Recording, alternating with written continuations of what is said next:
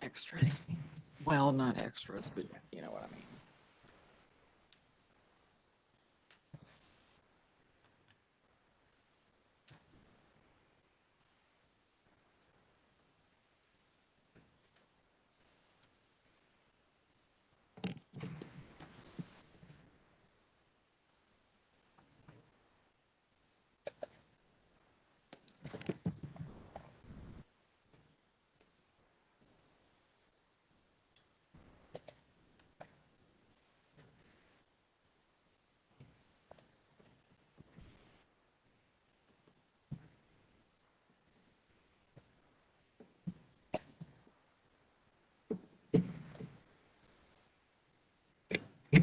Commissioner Nolte, we're ready to start in 3, 2, 1. Thank you. This is Commissioner Nolte. I'd like to call this meeting of the Clay County Commission to order. We will start with our invocation. Assistant Administrator, when you are prepared, please proceed. Heavenly Father, we thank you for bringing us safely together again today, and we ask that your grace would continue to watch over us and protect us as we move through this pandemic. We ask that our words and our actions would please you on this day. I pray these things in Jesus' name. Amen. We will now go to the Pledge of Allegiance, and I think as we go through our pledge, it's something that we do at each meeting, but given that today is December 7th, a date of obvious note, I think as we do our pledge, we should take into account the day it is and those men and women who have sacrificed so much to allow us to be able to meet and to conduct the people's business in a way that we do. With that, I pledge allegiance to the flag of the United States of America and to the republic for which it stands, one nation, under God, indivisible, with liberty and justice for all. Thank you very much. Please call the roll. Commissioner Nolte? Here. Commissioner Owen? Here. Commissioner Ridgway? I'm sorry, Commissioner, I think you might be muted. Commissioner Nolte, if I could, I'd just like to make a quick note in line with your notation of the day that this is, the day that will limit. Before you start, Commissioner, did the clerk get Commissioner Ridgway's vote? Because I didn't hear it, so I want to make sure it gets recorded properly. No, I didn't hear it, but I am here. Very good. Please proceed, Commissioner Ridgway. You are noticed for a point of personal privilege. It's just a statement. It's really not even a point of personal privilege. It's just a statement that I want to thank the members that serve in county government, specifically that I know of, that have served in the armed forces, particularly Commissioner Gene Owen for his service in the underwater demolition team, I believe, otherwise known as the SEALs. Yes. Thank you. Thank you very much. Thank you.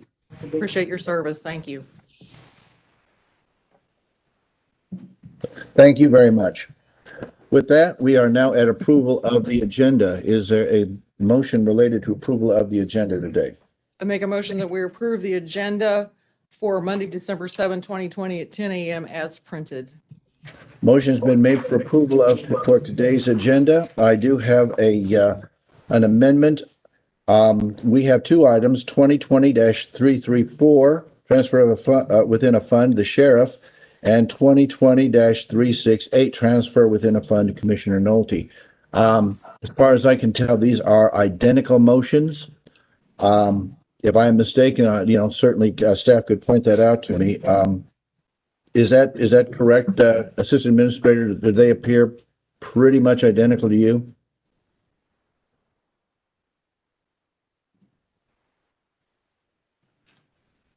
Assistant Administrator. There are 3 of us. Oh, I'm sorry. Assistant Administrator Portwood. Yes, Commissioner, they look to be similar, but I didn't want to be accused of not putting your items on the agenda, and so I went ahead and put it on at your request. No, I do appreciate that. The point I was trying to make was since they, as far as I can tell, are nearly identical, I would like to make a motion that my particular 2020-368 be taken off the agenda. It is my opinion that the sheriff can speak much more articulately and much more deeply on this matter, so I would certainly defer to the sheriff to be able to make comments related to that issue. Discussion. Hearing none, please call the roll. Commissioner Nolte, Yes. Commissioner Owen, Yes. Commissioner Ridgway. Yes.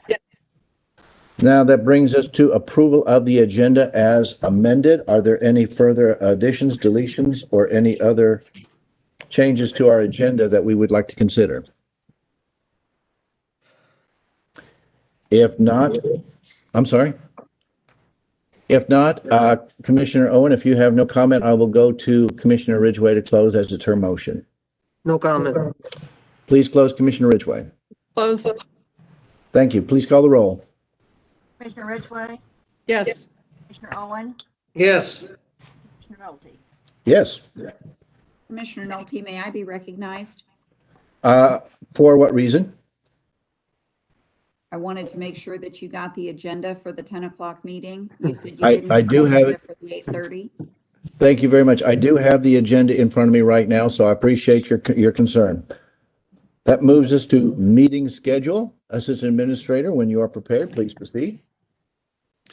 The next commission session is scheduled for Monday, December 21st, 2020 at 10 a.m.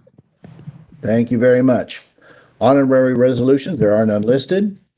Public hearings, there are likewise none listed. We have a relatively long commission session. Many of these have to do with zoning, and they are in fact grouped together. I will ask the Assistant Administrator to take them in those groupings, and if I am mistaken, Assistant Administrator Garrett, please inform me of such. With that, we will go to resolutions 2020-344, 345, and 346. They are, I believe, related issues, are they not? Yes. Please proceed. Resolution of the Clay County Commission, Clay County, Missouri, 2020-344, in the matter of Clay County zoning order, Boltman Estates, case number October 20-130RZ/P. Resolution of the Clay County Commission, 2020-345, in the matter of subdivision approval, Boltman Estates, preliminary plat, case number October 20-130RZ/P. Resolution of the Clay County Commission, Clay County, Missouri, 2020-346, in the matter of subdivision approval, Boltman Estates, final plat, case number October 20-131F. And this is a public services item. Please proceed. This is Kip Jones, Planning and Zoning Manager. Could you speak just a little more loudly, Mr. Jones? Yeah, I'll take my mask off. Sorry about that. Is that better? No problem. Yeah, just go ahead and do project a bit if you don't mind, please. So this is Kip Jones, Planning and Zoning Manager. I'm going to try to share my screen. If you'll let me know if you can see my map up here. Yes. Okay, so you can see this okay? I can see it okay. Can I assume everyone else can if it's coming up on my screen? Good. I see a thumbs up, so please proceed. So this is a rezoning preliminary and final plat for Boltman Estates. The request is to subdivide the acreage off 92 Highway into two lots. Lot 1, shown in the purple, would be a commercial C3 zoned lot. Lot 2 would be a residentially zoned lot. This is located along 92 Highway between Kearney and Excelsior Springs. If you're halfway familiar with that area, it's the right about where the train tracks cross 92 Highway between Kearney and Excelsior. As I stated, the proposal is to subdivide it into two lots. One lot would allow the applicant to move his commercial business from his residential lot where it's operating now to to a commercial zone lot. Staff classifies that use as construction sales service. The applicant would also like to propose building a couple more buildings that would allow a couple other commercial uses to be allowed on lot 1. This parcel is located in the urban services tier as well as the highway corridor tier. The urban services tier does allow C3 zoning, and the highway corridor tier is one of the sections of unincorporated Clay County that would allow commercial zoning as well. There is a 15-foot recreational easement running across the frontage of the lot. Much of the discussion at the Planning and Zoning Commission, discussion at the Planning and Zoning Commission revolved around this area met the requirements for commercial zoning. It is surrounded by a lot here that is a cemetery. I mentioned the train tracks to the east, and then there is a large building that is, I believe, a cattle operation, one lot farther to the east. So even though it's surrounded by residential and ag zoning, it is an area that does appear to comply for commercial zoning. This case was noticed in the Courier Tribune, and certified letters were sent to adjacent property owners. There are 5 rezoning criteria, which are on page 2 of the transmittal. The applicant received all their outside agency approval, including a commercial access for the commercial lot, serve as the access for both the commercial lot and the residential lot. The Clay County Public Health Center has given approval for the lot split. The septic system for the commercial lot would have to be permitted by Missouri Department of Natural Resources. The rezoning is approved. It would open the commercial lot up to any use that is allowed in the use table for the C3 zoning. Some of those uses include bar or lounge, service station, convenience store, and retail sales. Obviously, the applicant is not proposing any of those uses, but once it is rezoned, any of the uses allowed in C3 zoning would be allowed on the commercial lot. As I stated earlier, the Planning and Zoning Commission thought that this lot met the requirements for the commercial zoning. The Planning and Zoning Commission also voted to amend condition number 2 in the transmittal that would allow the applicant to plant smaller landscape buffering between the commercial and residential lot. The landscape code requires that there be landscape buffering along the front of the commercial lot and then between lot 1 and lot 2. And the Planning and Zoning Commission voted to allow the landscaping in this area to be be smaller than what they normally would. We did receive one email that was opposed to the rezoning. It was included as part of the transmittal. We did not receive any opposition during the Planning and Zoning Commission meeting, and the Planning and Zoning Commission did vote 5-0 to approve the rezoning preliminary and final plat with the conditions you can see in your transmittal. I do want to point out condition number 12. The Kearney Fire District was part of the case review, and their one concern was if there would be restricted access along 92 highway, if the applicant would put a gate or fence in that area. So we added condition 12, which if they put a gate, restrict access, that would have to be approved by the fire district. And there's a possibility that they would require a Knox box, so they would have access in case there was an emergency on this property. But as I stated, the commission voted 5-0 to recommend approval of the case. And Josh Boltman, the applicant, is available on the phone call, and I would be happy to answer any questions you have. Is there a motion related to these 3 items?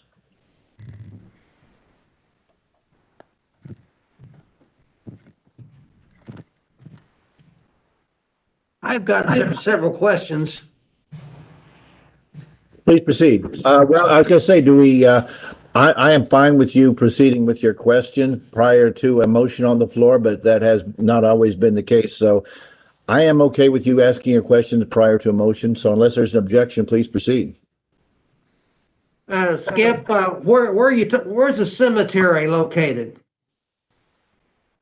Commissioner Owen, it is right here. It's the property right to the west. Okay, that answers that one question. I got it. And then my next question, it looks like to me you've got a blue line down through there. It looks like to me you've got a big ditch that runs down through there. That is correct, Commissioner. And so, what do you envision happening on lot 2? Lot 2, they would be able to build one single-family residence. It's maybe not the most conducive lot for a residential house, but right now it would be rezoned to R1, and which would allow one house on that lot. I mean, it looks like to me that the access to 92, that's pretty narrow up there on the top side. And I tell you what, it's I mean, I know they want a commercial zoning through there, but it looks like to me that it could be a little better if it was more along the railroad tracks than to the west there. So MoDOT approved one access for the property, and it's a shared access, and they would only grant one access, so it comes somewhere in this area. And then there's going to be a 60-foot wide ingress egress easement that would allow access to the residential lot.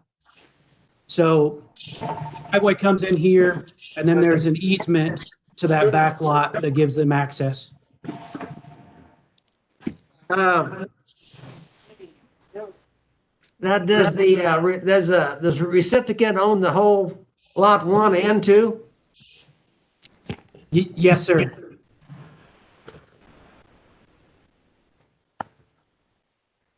So, MoDOT, on their recommendations for access, that's the only one. So they didn't want to get it closer to the railroad track. Is that the reason? I believe that was the only area on the lot that would meet the site distance requirements. So there is a easement going back from that from the MoDOT approved access that goes back to that lot 2. Yes, sir.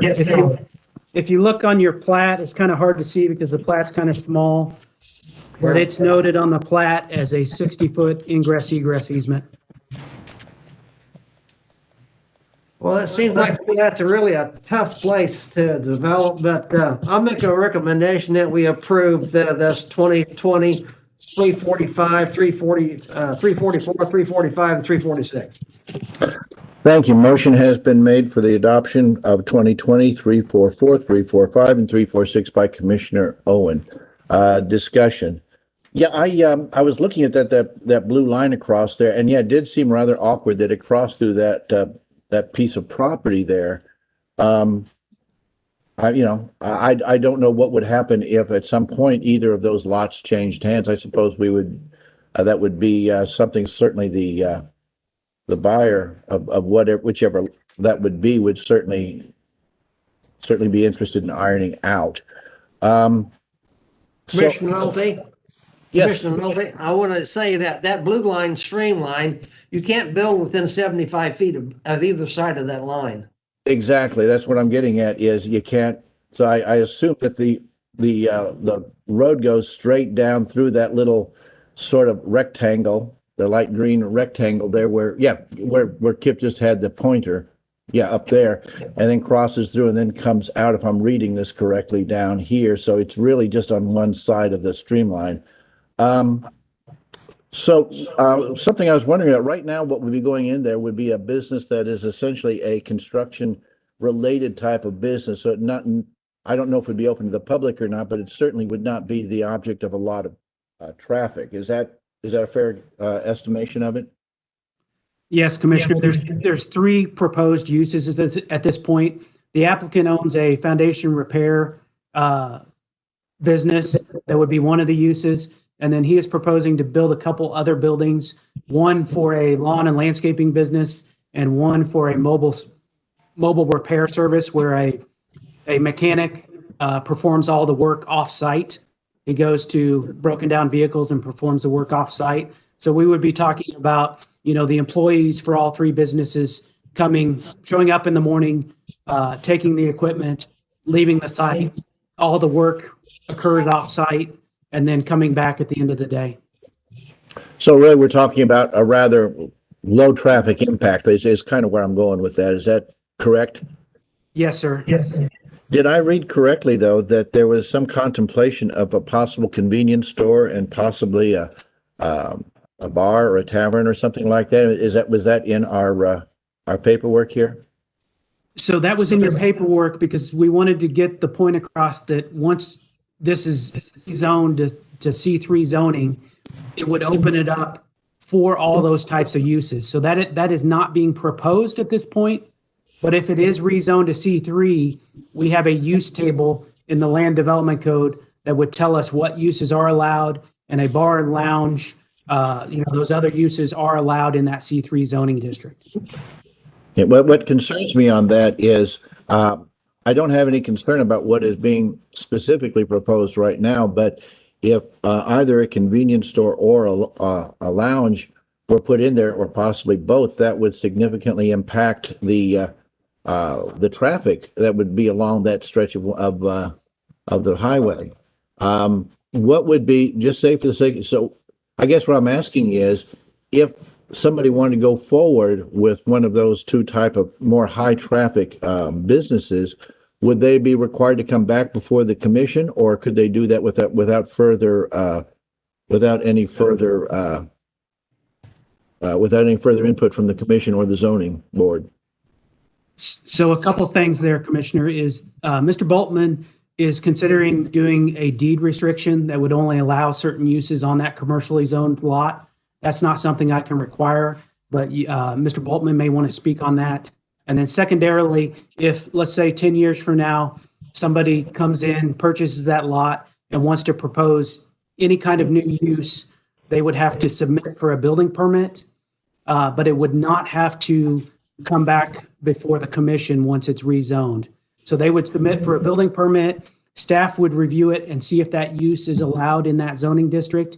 And then if it is an allowed use, then they would have to supply the approvals, our general approvals that we need for any kind of building permit. We would obviously involve MoDOT again, because each use is going to have different traffic quantity. So MoDOT would have to approve it. We would have to make sure that the existing septic system could handle the proposed use. There would be a process for them to go through. It just wouldn't go in front of the Planning and Zoning Commission and the County Commission. Okay. Well, I mean, the reason you brought those up are not necessarily that those two uses are being contemplated right now by the owner. It's just that under the ordinance, under our plan, those would certainly have the availability to come in, but they would also trigger, if my understanding correctly, they would also trigger additional traffic studies and, whether or not the utilities could bear the additional traffic. Is that a reasonable way to put it? Yes, sir. Let's go ahead and see if Commissioner Ridgway has anything, but I certainly would like to hear from the applicant to see how they would address that issue. But Commissioner Ridgway, go ahead and ask any questions or make any comments that you might have related to these three issues. At this point, I just want to listen to the discussion, but thank you. Very well. Unless Commissioner Owen, you want to address something at this moment, I'll go ahead and go to the applicant if that person is available. And if they could address that concern, I'd appreciate it. I just, like I say, I don't want to see something there that we didn't necessarily expect, and we have the ability to look down the road a little on this, so I think we should. I was going to say that if the applicant, he could, that could be listed as an additional restriction if he want to do a deed restriction for those, for a bar or a convenience store. So that could be listed. as an That additional- crossed my mind too, and I was thinking perhaps if he were to volunteer to go down that road, I think that's an easier transaction than for us to request it. If he was willing to go that direction, I think that would be helpful, but I did want to get his input before we got into demanding additional restrictions. So if the applicant is on the line, would you care to speak on both the issue in general, the three issues in general, and perhaps address specifically the concerns that I'd expressed? The deed restriction I have no problem with. We've actually talked to, I've talked to a lawyer about it, and he says it's actually really easy to do, so we can get that knocked out. Kip and I or whoever can just sit down and kind of go over what you do and don't want on there, and we can make that happen. For myself, my thought process is more that it be related to traffic flow. I know that doesn't necessarily help, but perhaps Mr. Jones can provide some more specific direction in that line. I think, Mr. Jones, do you have a feel for where my concerns are? Yes, Commissioner, I think I understand what the concerns are. I would just ask if the commission would want to just put in the deed restriction that there are specific uses that aren't allowed, or if it's limited to just the three uses Mr. Boltman is proposing, or which direction the commission would like to go. What has been the practice in the past, Mr. Jones? I realize this is a little bit unusual, but what has been the practice in the past for the commission in these type of matters? I'll be honest, we get very few commercial zonings. I have not done a deed restriction in my 6 years. My recommendation would be to limit it by uses. So either limit it to just the uses that Mr. Boltman is proposing, or to pick out some specific uses that the commission does not want to see on that lot and restrict it from being used for those uses. I don't want to be too vague, but my recommendation would be that it be restricted as far as, I don't want to say retail, that's not exactly it, but high traffic type of uses. Is there a terminology, a term of art that would cover that, Mr. Jones?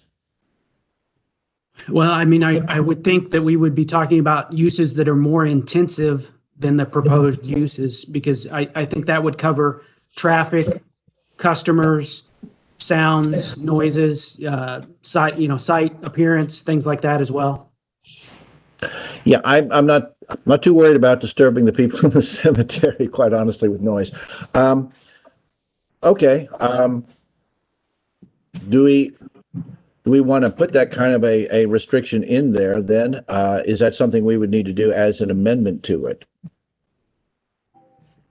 And maybe have it just basically saying that would be on the approval, because I think you know where at least my mind is on this. If the other two commissioners are in consensus on it, maybe we can just put it in your hands to negotiate what we're trying to do, because I think we all want to do the same thing. It's just a matter of getting it cast into the proper language.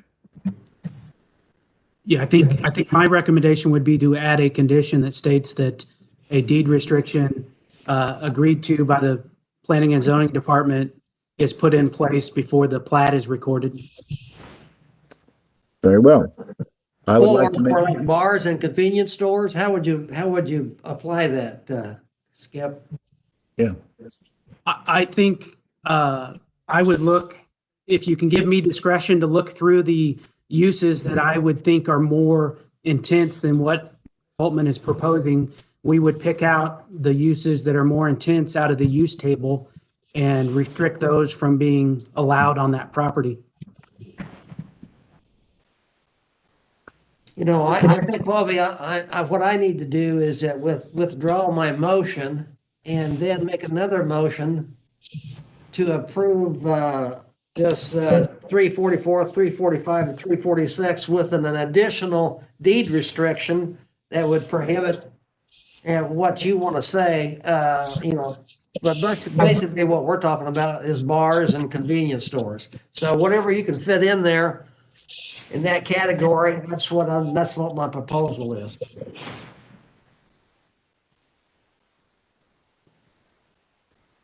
Do you feel comfortable with that, Mr. Jones? I was going to say, if we could come up with maybe something a little bit more sleek in the actual verbiage of it, something that would give you enough latitude and enough focus together. Because you'd said you used a phrase, I can't remember what it was right off, but I thought it was a particularly good one. So I would propose that you would add a condition that would require deed restrictions to be put in place to prohibit uses more intensive than the proposed uses by the applicant before the recording of the final plat. That wasn't the best way to put it, but I would say a condition that would require deed restrictions to prohibit more intense uses. Okay. Mr. Parliamentary, Mr. Counselor, is the form that Commissioner Owen used acceptable as far as the legalities go to withdraw his previous motion and to make a motion with this proviso? Is that acceptable as far as your point of view goes? Yes, that's compliant. Very good. I would ask the applicant if the applicant is amenable to that. Yeah, I'm good with that. Very good. Motion has been made by Commissioner Owen related to 344, 345, and 346. Do we have any further? Discussion, Commissioner Ridgway? I know you were kind of observing what we were doing here. Do you have any observations or questions before we go forward? No, I'm in general agreement with putting some restrictions on here, so I appreciate the discussion. Very well.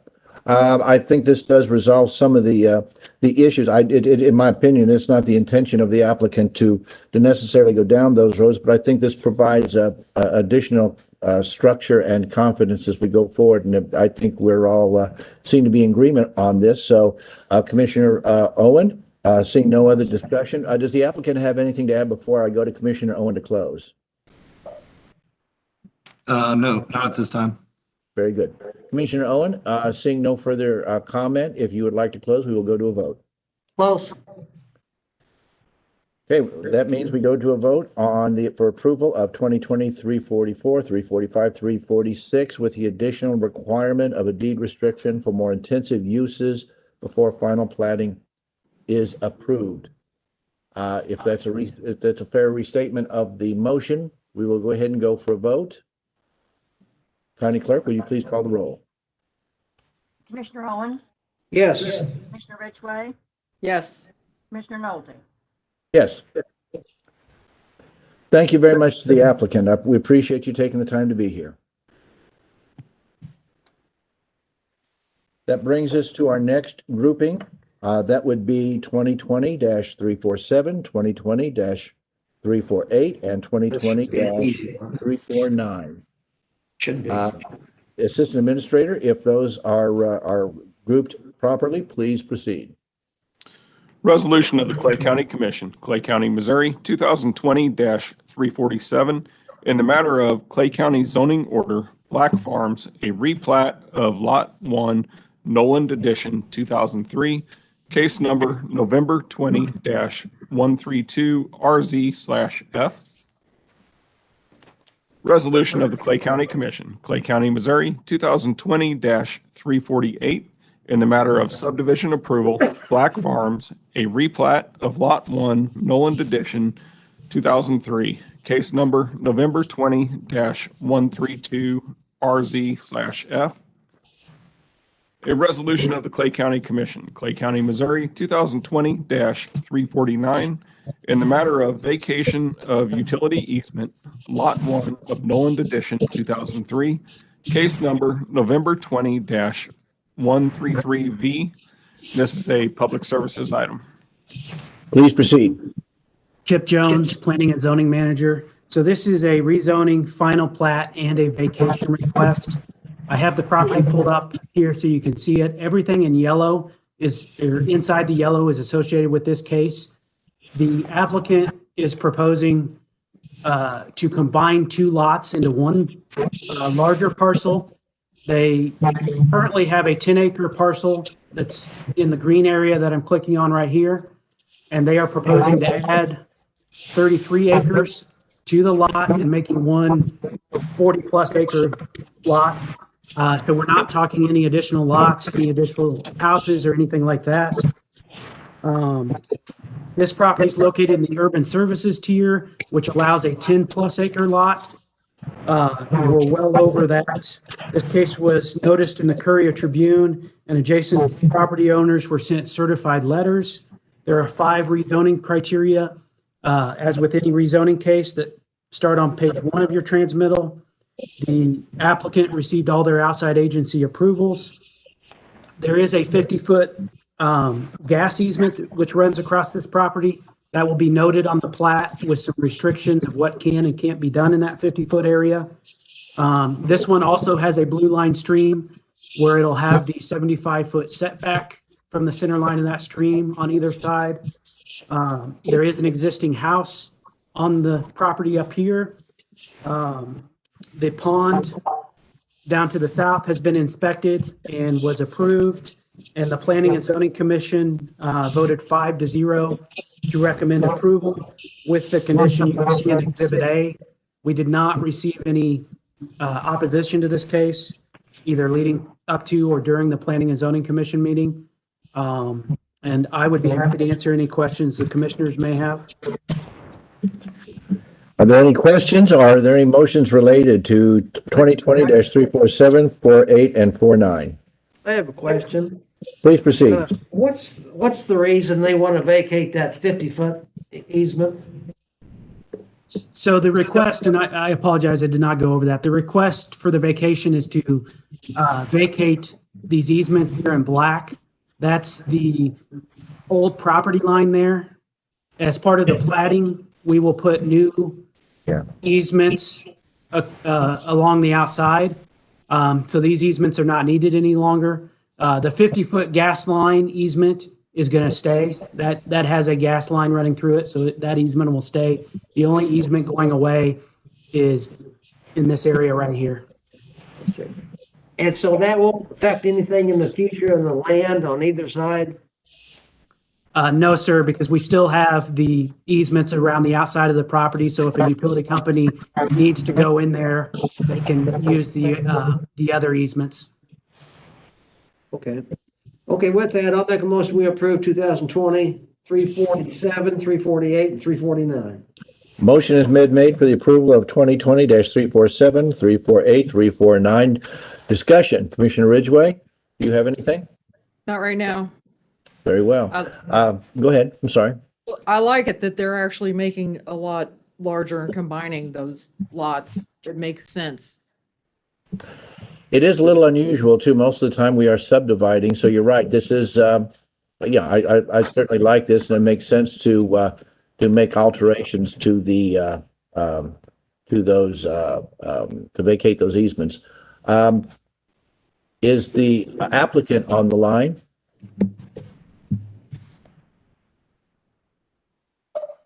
The applicant was not able to make it today, so they are not on the call. Very well. Commissioner Owen, I don't see any questions. If you have any further comment or question, please proceed. If not, please go ahead and move to close. Close. Very well. Please call the roll on 2020-347, 348, and 349. Commissioner Owen, Yes. Commissioner Ridgway, Yes. Commissioner Melty. Yes. That brings us to items 2020-350, 2020-351. Assistant Administrator, when you are ready, please proceed.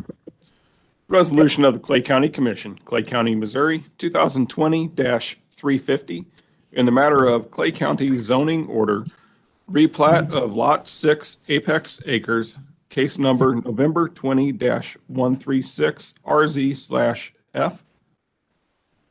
Resolution of the Clay County Commission, Clay County, Missouri, 2020-351, in the matter of subdivision approval, replat of Lot 6 Apex Acres, case number November 20-136RZ/F. This is a public services item. Please proceed. Kip Jones, Planning and Zoning Manager.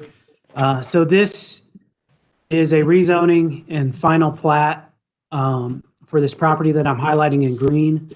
It exists right now as one roughly 36-acre parcel. It's located off Quinn Road. It's in the natural resources tier, which is located around Smithville Lake.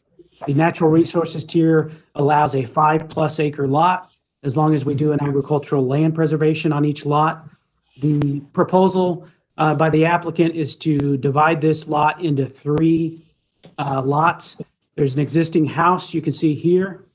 Lot 6B, kind of in the pink, is roughly an 11-acre lot that would house the existing house and the pond. Lot 6A is a 5-acre lot that does not have any structures on it. And then Lot 6C is a 20-acre lot, which would be served by a 60-foot wide easement to allow access. There is a barn on this lot. This lot would stay zoned agricultural. The 2 front lots would be zoned residential. So we're taking 1 lot, subdividing it into 3 lots with the possibility of 2 new houses being built, one on the ag zone property and one on the 5-acre lot 6A.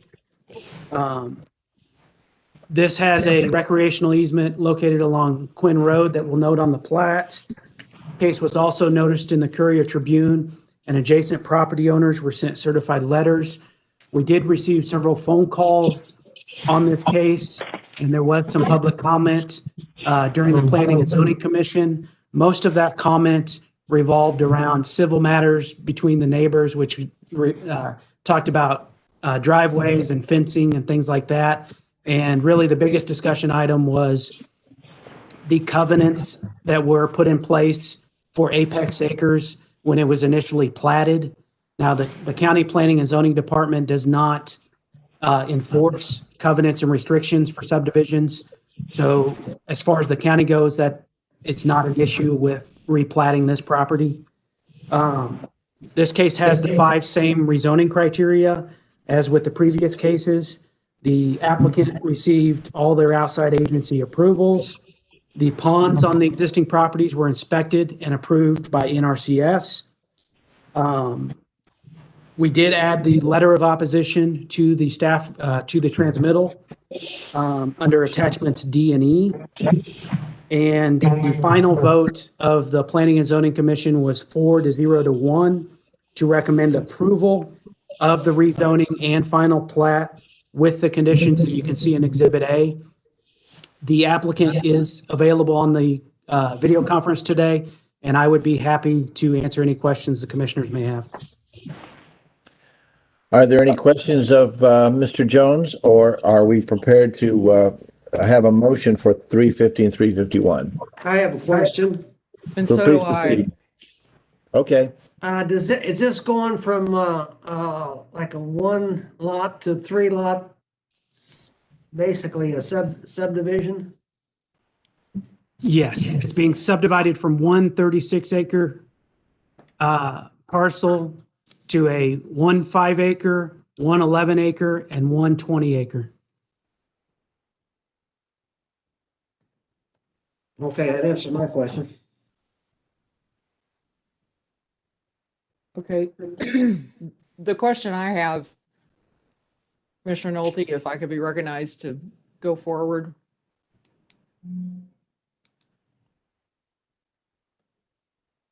Commissioner Nolte, you still on there? I don't say, go ahead. Okay, well, the question that I have for Mr. Jones is, it looks like that originally you said that there were covenants that went with Apex Acres, right? Yes, ma'am. Okay, and this particular breakup of that parcel of land would be in part in controversy, well, in opposition to those covenants that were originally placed on Apex Acres, right? I can't tell you if this would be in compliance or not in compliance because I don't enforce those covenants and restrictions. I think it meets the land development code and the comprehensive plan. There was nothing noted on the original plat of Apex Acres that would keep us from subdividing this. Okay, so how is it again that the people, let's say somebody bought lot 6C, which I think is 20 acres, how would they access that land? So there's a 60-foot wide ingress egress easement that runs along the north property line that will serve as their access. They own a part of that because you see this lot is kind of weird shaped. The yellow part right here Yeah, goes with the back lot. But we will note on the plat that there's a 60-foot wide easement for them to access it.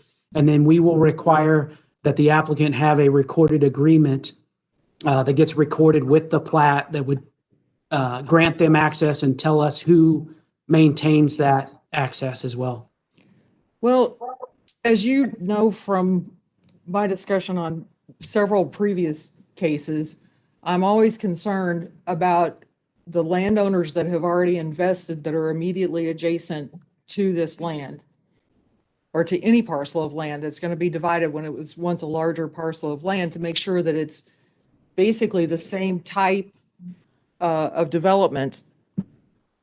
To me, I can maybe see where that you'd have the 20 acres and then just shy of 20 acres on the front. But that lot 6A is just really contorted. And it looks like somebody's just trying to cram in a 5-acre lot like a jigsaw piece puzzle. And it doesn't seem to fit in with the rest of what I'm seeing on this blow up that you just did. It doesn't seem to fit in. I know there's an older, much older subdivision that's a little bit north of there that has slightly smaller lots, but no, you don't need to go up there. I know about that one. It's over here on the east. It's on the east side. But that is old. And I thought that the general concept was that acreages of 10 and 20 acres should be abutted by acreages of 10 and 20 acres.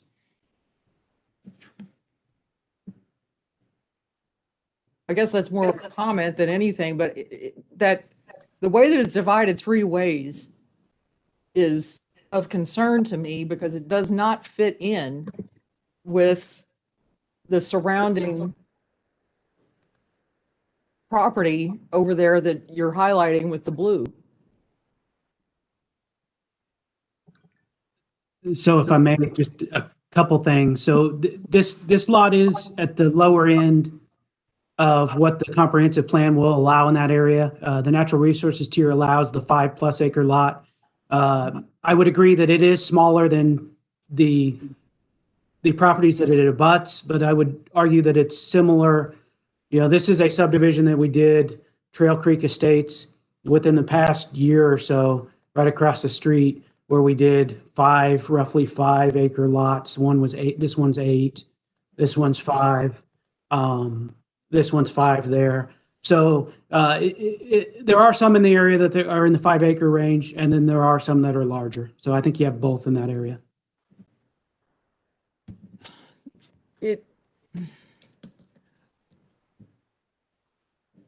Well, I think I'm staying in line with exactly what I've said on some previous subdivisions, that it gives me a lot of pause to, if you would scroll down a little bit to the south, to the property to the south of what would be lot 6A. There's 2 properties down there. That one's what, about 15, 20 acres? 13. That one's 13. Yeah, sorry, those are both like 13 and a half acres apiece. Okay, and then go to the one, just one further west. There. Almost 30.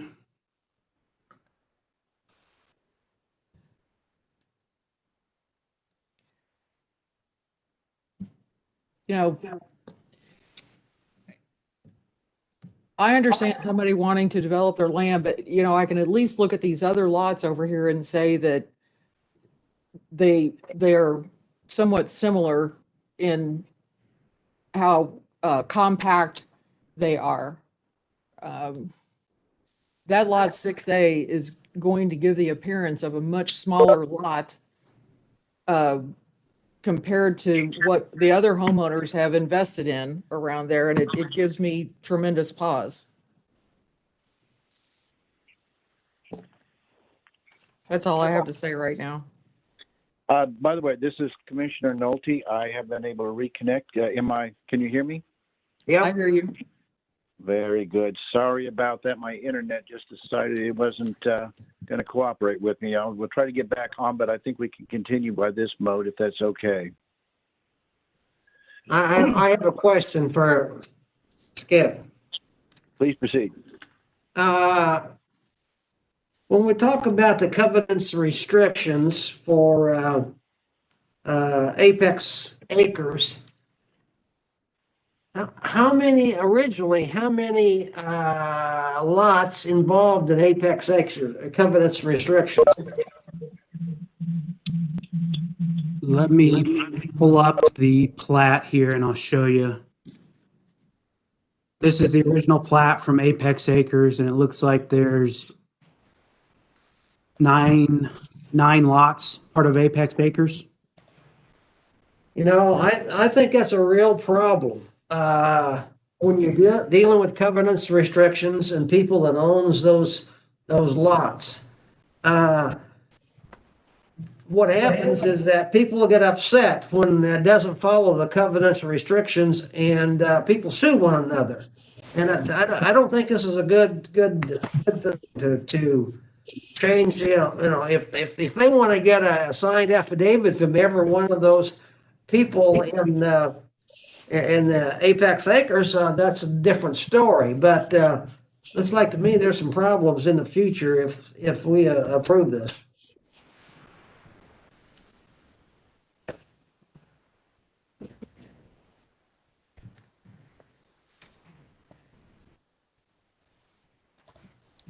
Kip, could you tell me again what the original, you just said, but what were the original acreage, the lots in the original Apex Acres when it was approved? Let me pull that up here and we'll look at some of those.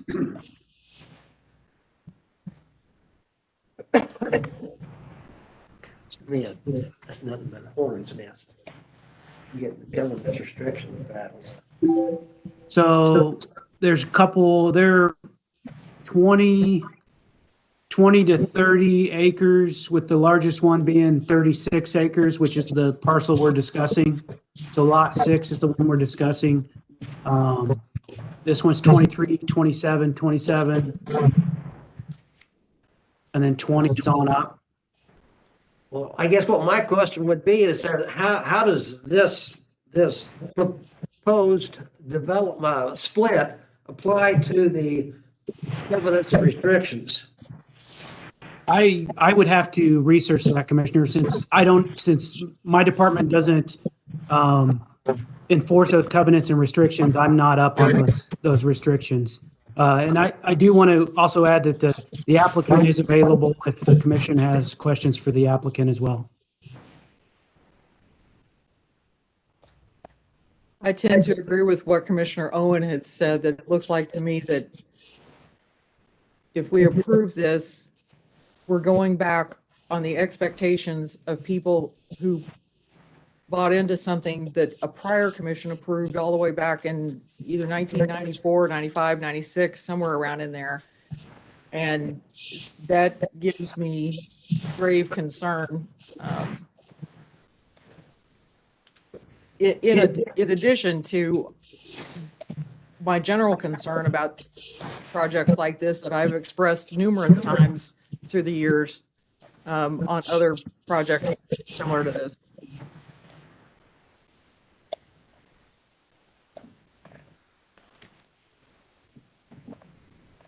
I apologize for having dropped off there. Like I said, a little internet hiccup in my service, but it sounds to me like there's some serious concerns that have been raised.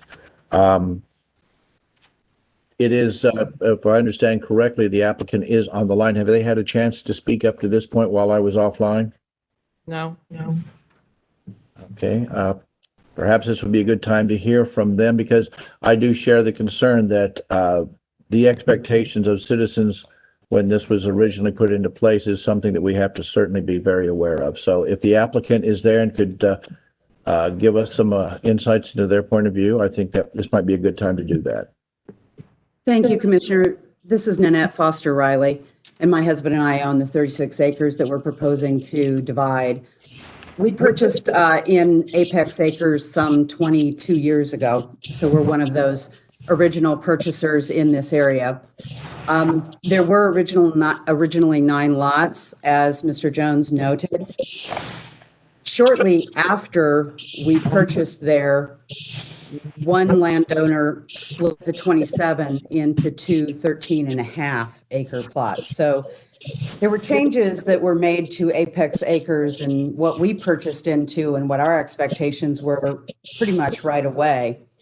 And so it's lot 7, I believe, that got divided into 2 different lots. They were about 13 acres, as was mentioned. And then I believe it's lot 3 a few years later that was divided into, it was a 20 that was divided into 2 10-acre lots. So there have been subdivisions of Apex Acres lots in the past. It is true that there hasn't been one down as small as 5 acres, but both of the other lots are in keeping with what had already been subdivided in Apex Acres.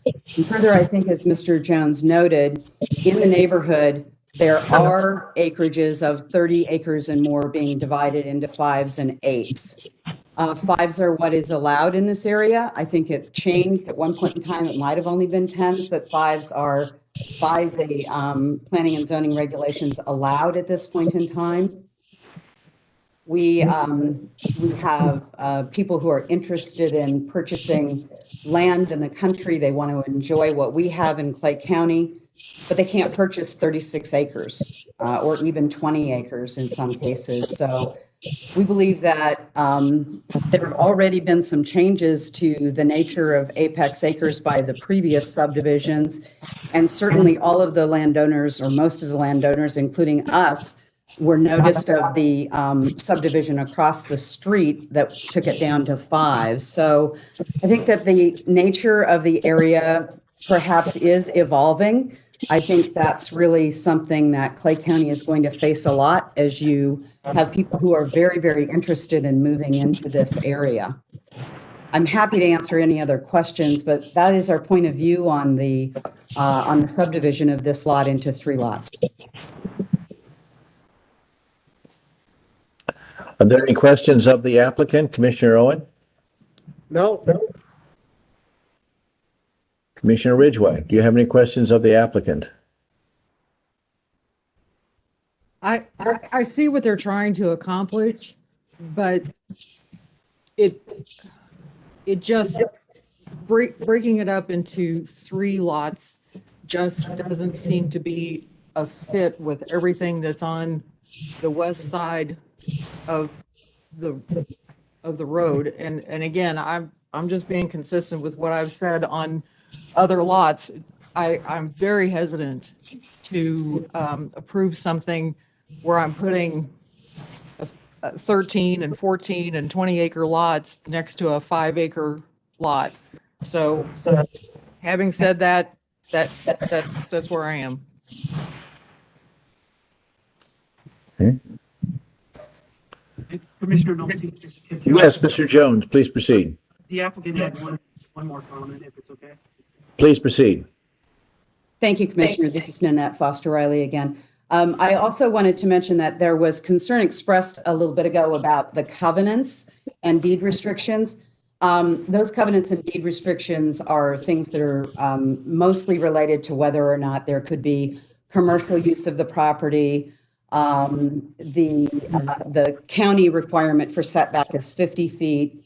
The covenants, I think, say 200 feet. So almost everything that's in the covenants would still apply.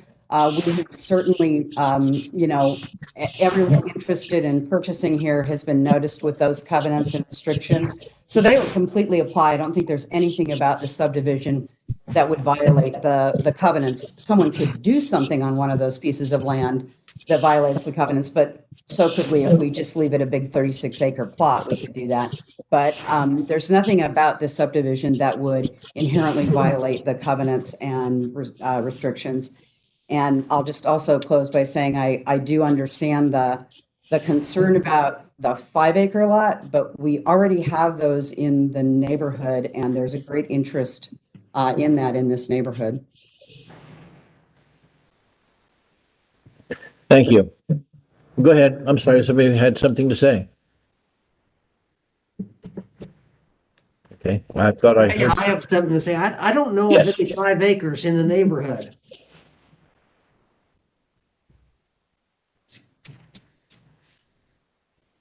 Jones, Mr. Jones, do you know of any 5 acres in the neighborhood? Yes, Commissioner Owen, there's some 5-acre lots right across the street. I thought there were 8 acres. I thought there were 8 acres.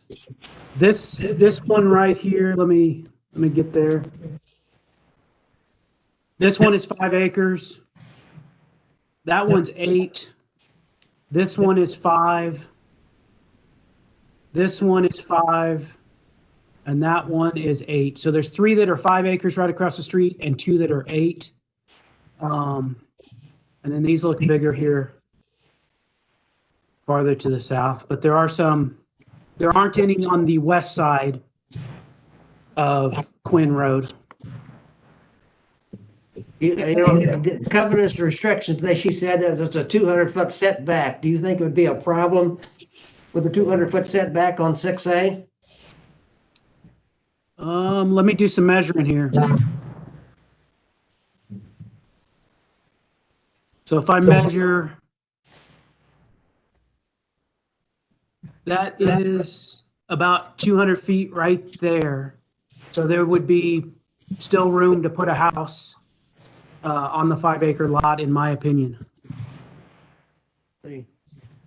Well, let me say, let's to move this off center, let's just get this going. I'll make a motion and we approve 2020 350 and 351.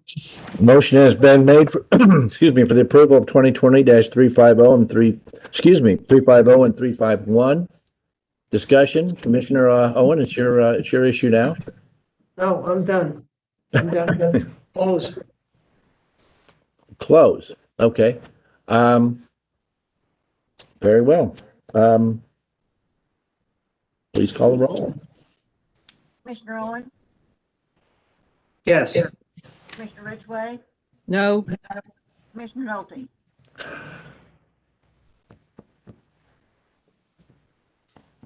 I'm going to say I would like to be able to look at it again. I'm going to have to say no at this point. They're tight. I want to make a note that the properties that were the 5 and 8 acre properties across the street, they abut Army Corps land, so they appear to be a lot bigger than what they are, and they're also on a dead end road. So, yeah. Okay. All right. Thank you. That brings us to our next grouping. 2020-352, 353, and 354. Assistant Administrator, when you are prepared, please proceed. Resolution of the Clay County Commission, 2020-352, in the matter of Clay County zoning order, K&T Estates, the replat of replat number 4 Mitchell Branch Estates, case number November 20-137RZ/P. Resolution of the Clay County Commission, Clay County, Missouri, 2020-353, in the matter of subdivision approval, K&T Estates, the replat of replat number 4, Mitchell Branch Estates, preliminary plat, case number November 20-137RZ/P. Resolution of the Clay County, Missouri, 2020-354, in the matter of subdivision approval, K&T Estates, the replat of lot number 4, Mitchell Branch Estates, final plat, case number October 20-138F. And this is a public services item. Please proceed. Kip Jones, Planning and Zoning Manager. So I've got this one pulled up on the screen as well. This one, I'll be honest, is pretty confusing. So I will do my best to explain it, and then feel free to answer any question or ask any questions that you have. So we are dealing with the area that I'm highlighting in green. As it exists now is one large lot. It's never been platted, and that's why it's such a unique shape. It has road frontage here, but that is the only road frontage it has. But it likely was subdivided from a larger parcel, and it met one of the exemptions to allow it not to be platted. And this is the other property that we're dealing with today. This one is part of a platted subdivision. And really, what we are trying to do is this property owner wishes to purchase this area back here. It's about 15 acres or so. Purchase this area from this property owner here.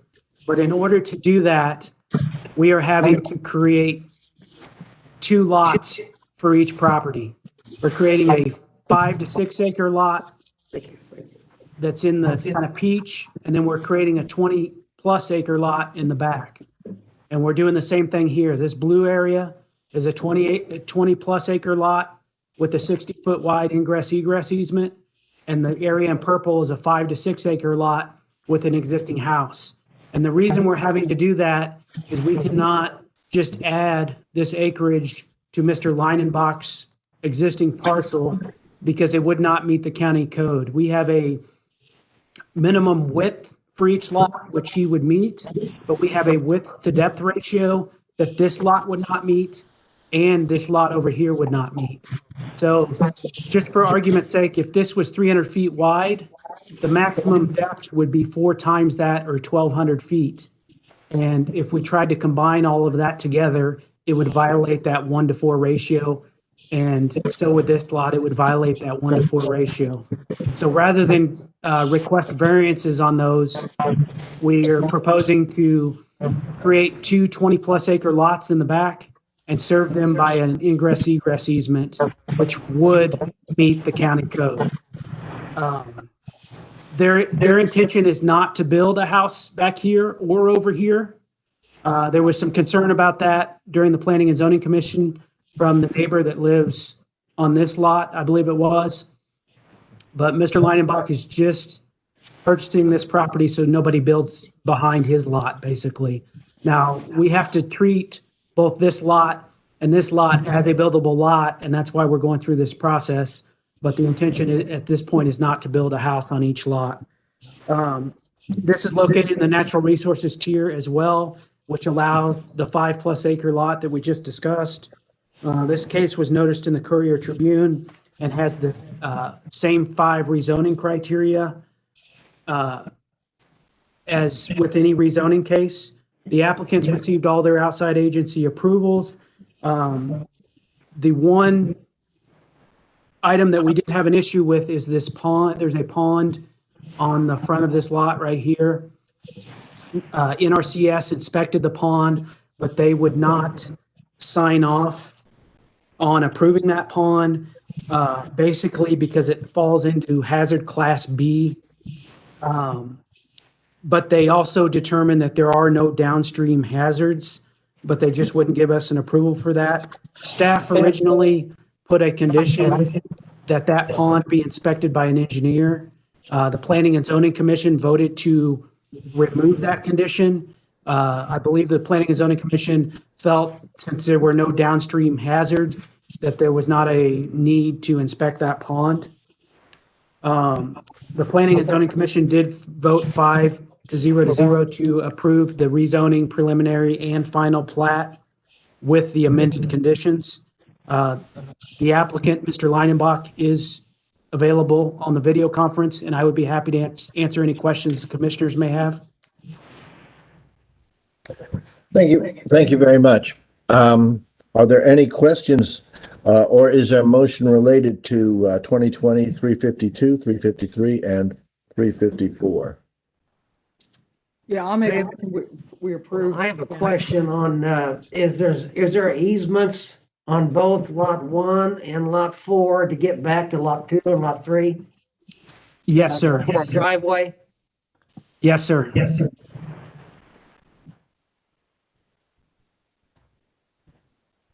Could you highlight that, where that goes just for us? I think you might have before. Yes, sir. For this lot, it's this blue area here is the access. It's a shared access. And then same thing here, shared access to get back to the back portion in that kind of blue area. So the people that own lot 2 and lot 3, are they the same people, owners? So Mr. Leinenbach, who owns this lot, is purchasing lot 3. And then Mr. and Mrs. Frank own lot 1 and lot 2 after this is approved. I see. So, I mean, it doesn't really make sense that they're buying that property back there, so it can't be built on. Now, it can't be built on now. Without a plan, but I can understand that maybe in the future, it could be built on, so yeah. Make a motion, we approve this, what's the name of this, 351? 2020, 352, 353, and 54? Yeah. Thank you. Motion has been made for the approval of 2020-352, 353, and 354. Discussion. Commissioner Owen? No, I'm asking I'm done. Very well. Commissioner Ridgway, do you have any questions or comments related to these 3 items? I think it fits right in with what the surrounding landowners could have reasonable expectations of, that they don't seem to want to build back there. So it's just a matter of complying with our code so that that odd shaped parcel can get assimilated into smaller parcels and make 2 larger parcels. It looks like it makes sense to me. Okay. Was there any comment from the applicant before we go forward?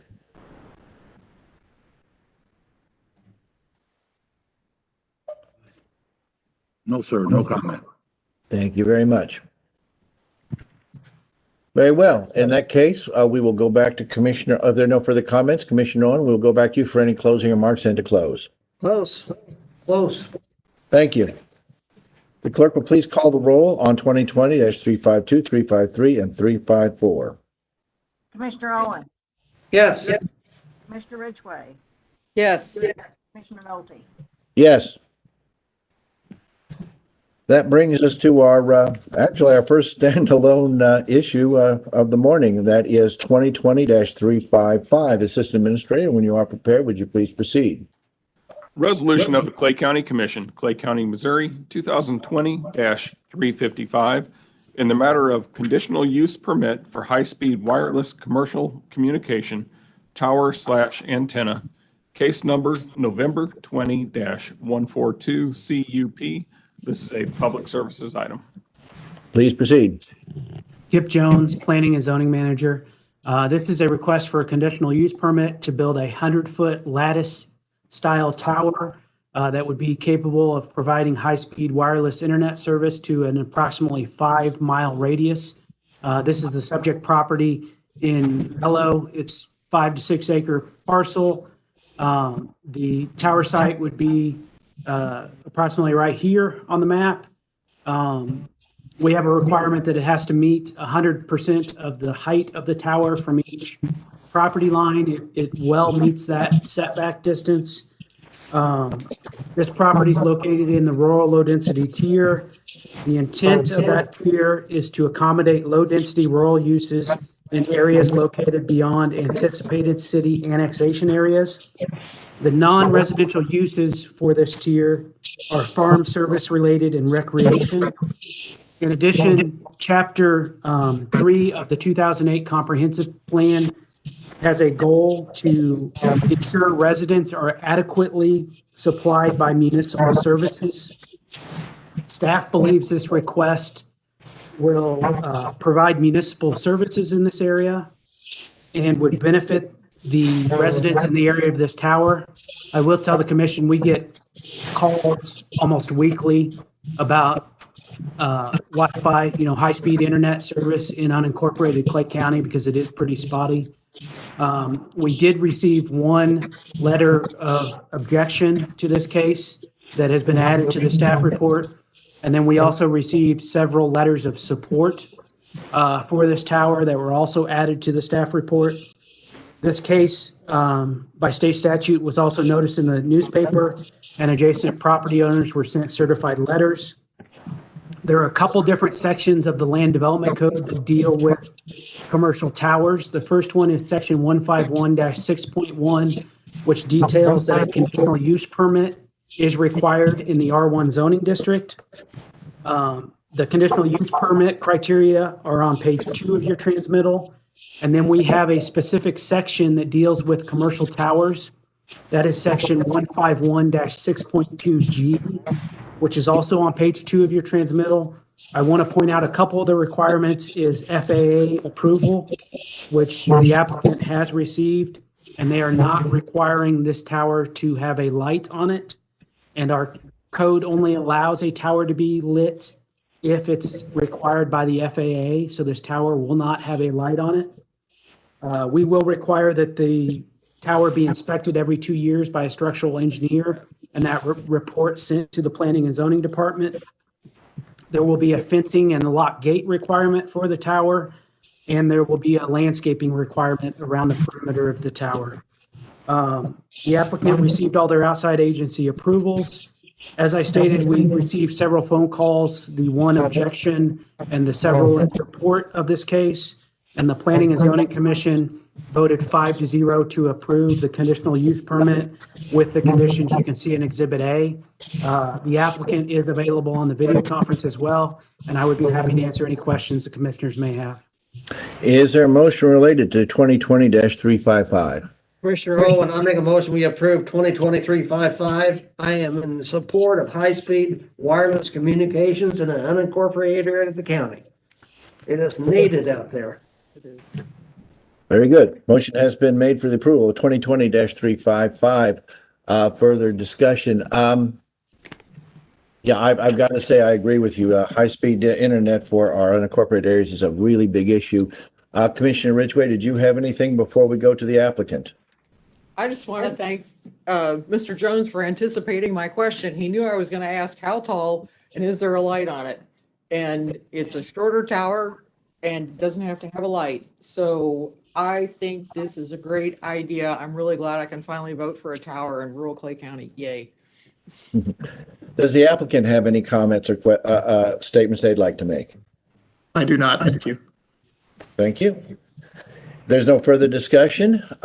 Commissioner Owen, if you'd like to close. Close. Please call the roll on 2020-355. Commissioner Owen, Yes. Commissioner Ridgway, Yes. Commissioner Nolte, Yes. That brings us to 2020-356, 357, and 358. Please proceed. Resolution of the Clay County Commission, Clay County, Missouri, 2020-356, in the matter of Clay County zoning order, Hidden Hills subdivision, case number November 20-143RZ/P. Resolution of the Clay County Commission, Clay County, Missouri, 2020-357, in the matter of subdivision approval, Hidden Hills subdivision, case number November 20-143 143RZ/P. Resolution of the Clay County Commission, Clay County, Missouri, 2020-358, in the matter of subdivision approval, Hidden Hills subdivision, case number October 20-144F. This is a public services item. Please proceed. Kip Jones, Planning and Zoning Manager. So I've got this property pulled up on the aerial as well. It is a large property, roughly 140 acres, that they are proposing to divide into 8 lots. You can see lots 1 through 6 on the eastern side would all be rezoned to R1, which is our current zoning standard for lots that are between 10 and 20 acres.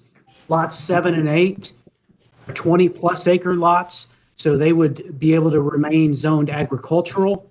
There is an existing house on the corner parcel, and there is a blue line stream that traverses several of the lots that would have that 75-foot setback that we always talk about. And then there is a Northwest Electric power easement that runs across this property that will also be noted on the plat. This property is located in the rural low density tier. It's 164th Street and Cameron Road to the east. It's just outside the 1 mile radius with the city of Kearney. There is a 15-foot recreational easement that we're noting on the plat on 164th Street. The rural low density tier allows the 5+ acre lot, but all of these lots are larger than 10 acres.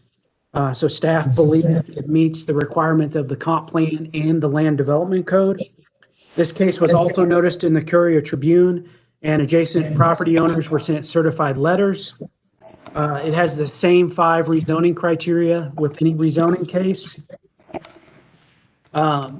Anytime we subdivide a property that has 5 or more lots, our current code requires an exemption from the highway department to allow that many driveways to come off county roads. The Clay County Highway Department has issued that exemption for this property and does not want to require an interior street. The ponds have been inspected and approved by NRCS, and a water availability study was completed, and it was concluded that the additional lots would not put a strain on the water district's pressure. The Planning and Zoning Commission voted 5-0 to approve the rezoning preliminary and final plat for the 8 lots with the 2 conditions that you can see in Exhibit A. I'd be happy to answer any questions the commissioners may have, and the applicant is also available on the video conference as well. I have one question. Please proceed. All these lots, they would also go with a road impact fee and the park fee, right? Yes, sir. A park impact and road fee will be assessed at the time of a building permit. Well, I sure thank the planning department for P&Z for recommending that. You know, in the past, how much money these roads cost the county? That the road impact fee will help with that, with maintaining these roads in the county. With that, I'll make a motion. We approve 356, 357, and 358. Motion has been made for the approval of 2020-356, 357, and 358. Discussion, I believe Commissioner Owen has stated his views. If you'd like to state anything else before I go to Commissioner Ridgway? No. Very well, Commissioner Ridgway.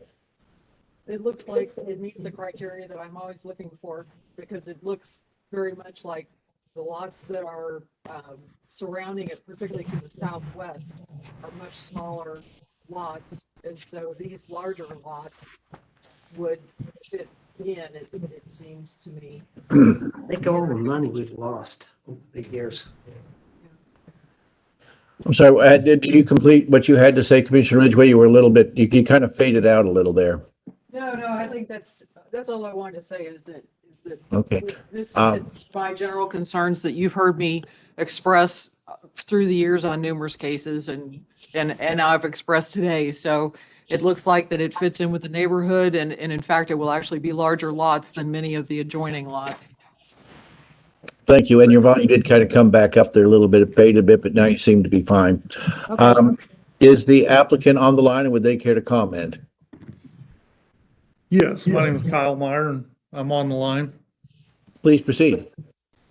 Well, yeah, we agree with the assessment that the proposal that we've got for these larger lots does fit in with the neighborhood in general. And it was our hope and desire to provide some aesthetically pleasing lots. And we believe that each one of these has done that, and happy to answer any questions. Are there any questions of the applicant? Seeing none, if there are no further comments, Commissioner Owen, I will go for you for closing comments and to close. Close. Very well. Please call the roll on 2020-356, 357, and 358. Commissioner Owen, Yes. Commissioner Ridgway, Yes. Commissioner Nolte. Yes. Thank you very much. That brings us to items 2020-359, 2020-360, 2020-361. When you are prepared, please proceed, Assistant Administrator.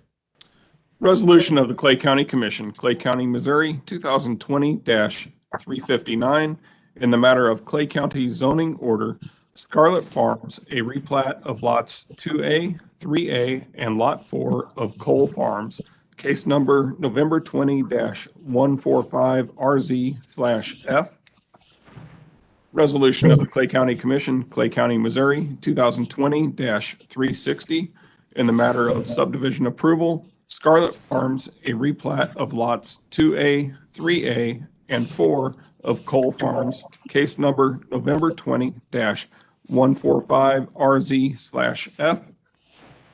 A resolution of the Clay County Commission, Clay County, Missouri, 2020-361, in the matter of vacation of utility easement, Lot 4 of Cole Farms, and the replats of lots 2 and 3 of Cole Farms, and an ingress-egress vacation within the replat of lots 2 and 3 of Cole Farms. Case number November 20-146V. This is a public services item. Thank you very much. Please proceed. Kip Jones, Planning and Zoning Manager. So this is a rezoning, final plat, and vacation request. So I've got this one pulled up on the aerial as well. The way this exists now is this is a large 20-acre lot that is accessed by this gray 60-foot wide ingress-egress easement. We are proposing to vacate that 60-foot wide ingress-egress easement, as well as the property line, or not the property lines, but the utility easements along this property line, because we are moving property lines around and we will put new utility easements around the new property lines. So the vacation request is simply to get rid of these utility easements and then this ingress-egress easement, because we are proposing a new ingress-egress easement over in this area to access the new lot in the back. So as it exists now, this is currently a lot. This is currently a lot. And this is currently a lot. And the proposal is to just move some property lines around. We're not creating any new additional parcels. We're going from 3 lots to 3 lots, but the area here in green would become 1 lot. The blue area would become 1 lot, and the peach area would become 1 lot. This lot would still be served by an ingress-egress easement. This lot is between 10 and 20 acres. This lot is 20 plus acres, and I believe this lot is about 6 acres, if I remember right. This property is located in the natural resources tier, which allows the 5+ acre lot again.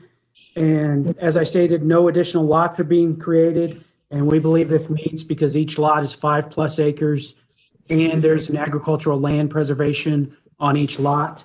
The applicant is even proposing to put an agricultural land preservation in this area on the back lot that would be zoned agricultural. even though our code does not require it, but they are choosing to do that.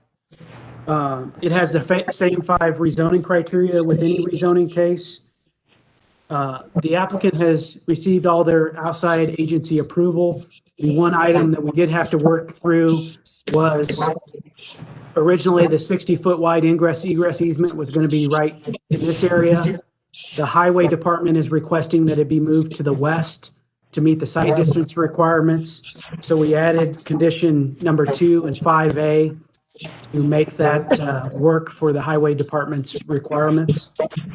Road and park impact fees will be assessed if a building permit is issued for this lot or this lot.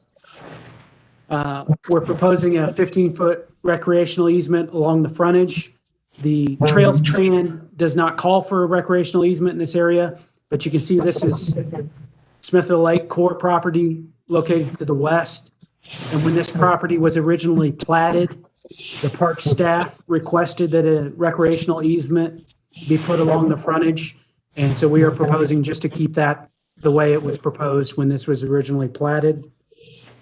The ponds were inspected and approved, and there is a 30-foot wide electric easement that is in the 60-foot wide ingress egress easement that we're vacating. However, that 30-foot wide electric easement is not being vacated. It will still exist. And we are going to note that on the plat with some verbiage from Plat Clay Electric. So that easement stays, but the ingress egress easement would be vacated. We have not received any opposition to this case, either leading up to or during the Planning and Zoning Commission meeting. And the Planning and Zoning Commission voted 4-0 to 1 to recommend approval of the rezoning final plat and vacation of the ingress egress easement and the utility easements. I'd be happy to answer any questions commissioners may have, and the applicant is available on the video conference as well. Thank you. Do either commissioners have any questions or comments before we go to a motion on these issues? Yeah, I've got something I said, looks like to me that today, wow, man, we've got a lot of changes today, and I'm glad we're kind of trying to pick up some of those back things that has not been available in the past. But anyway, I'll make a motion to approve 2020-359, 360, and 361.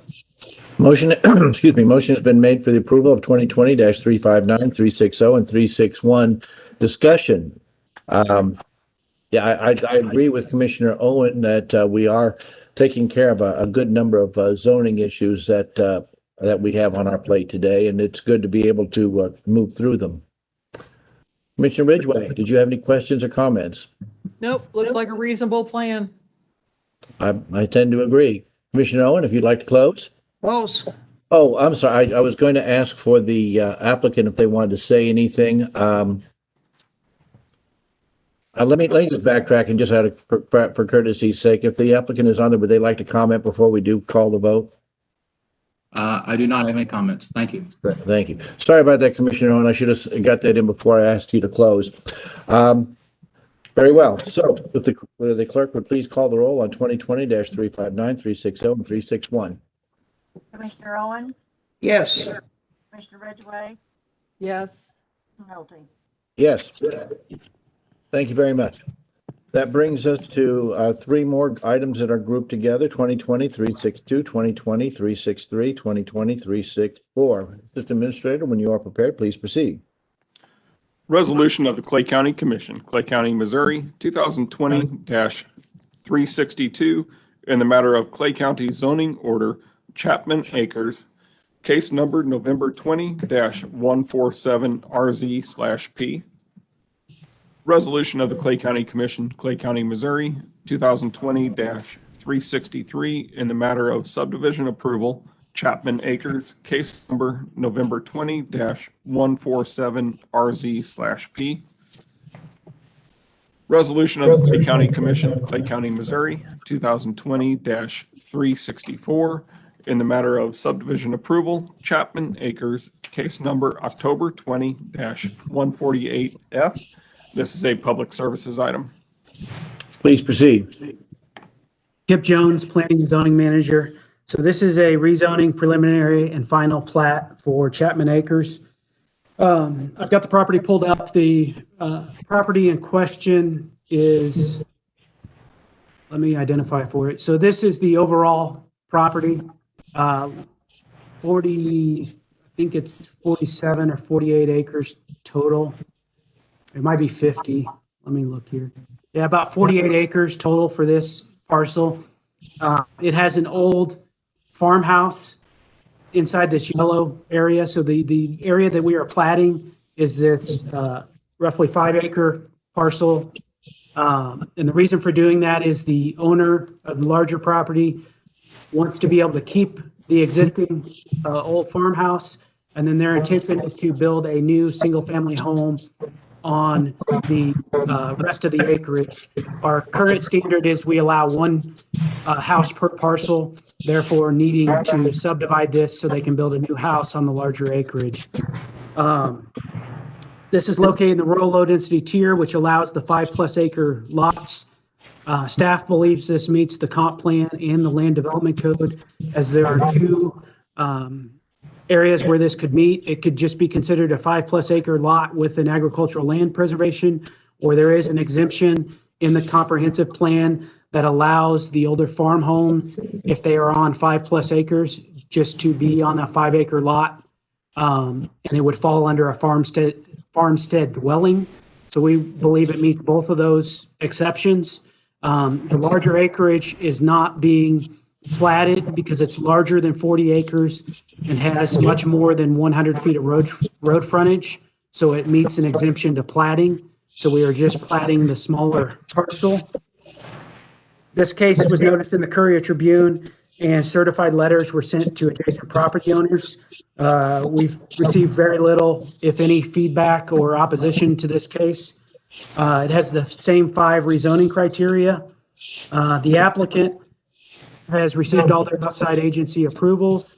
The one unique thing I would say on this case is a lot of times, and that picture is really bad, but on a lot of these old farmhouses, they were built too close to the road.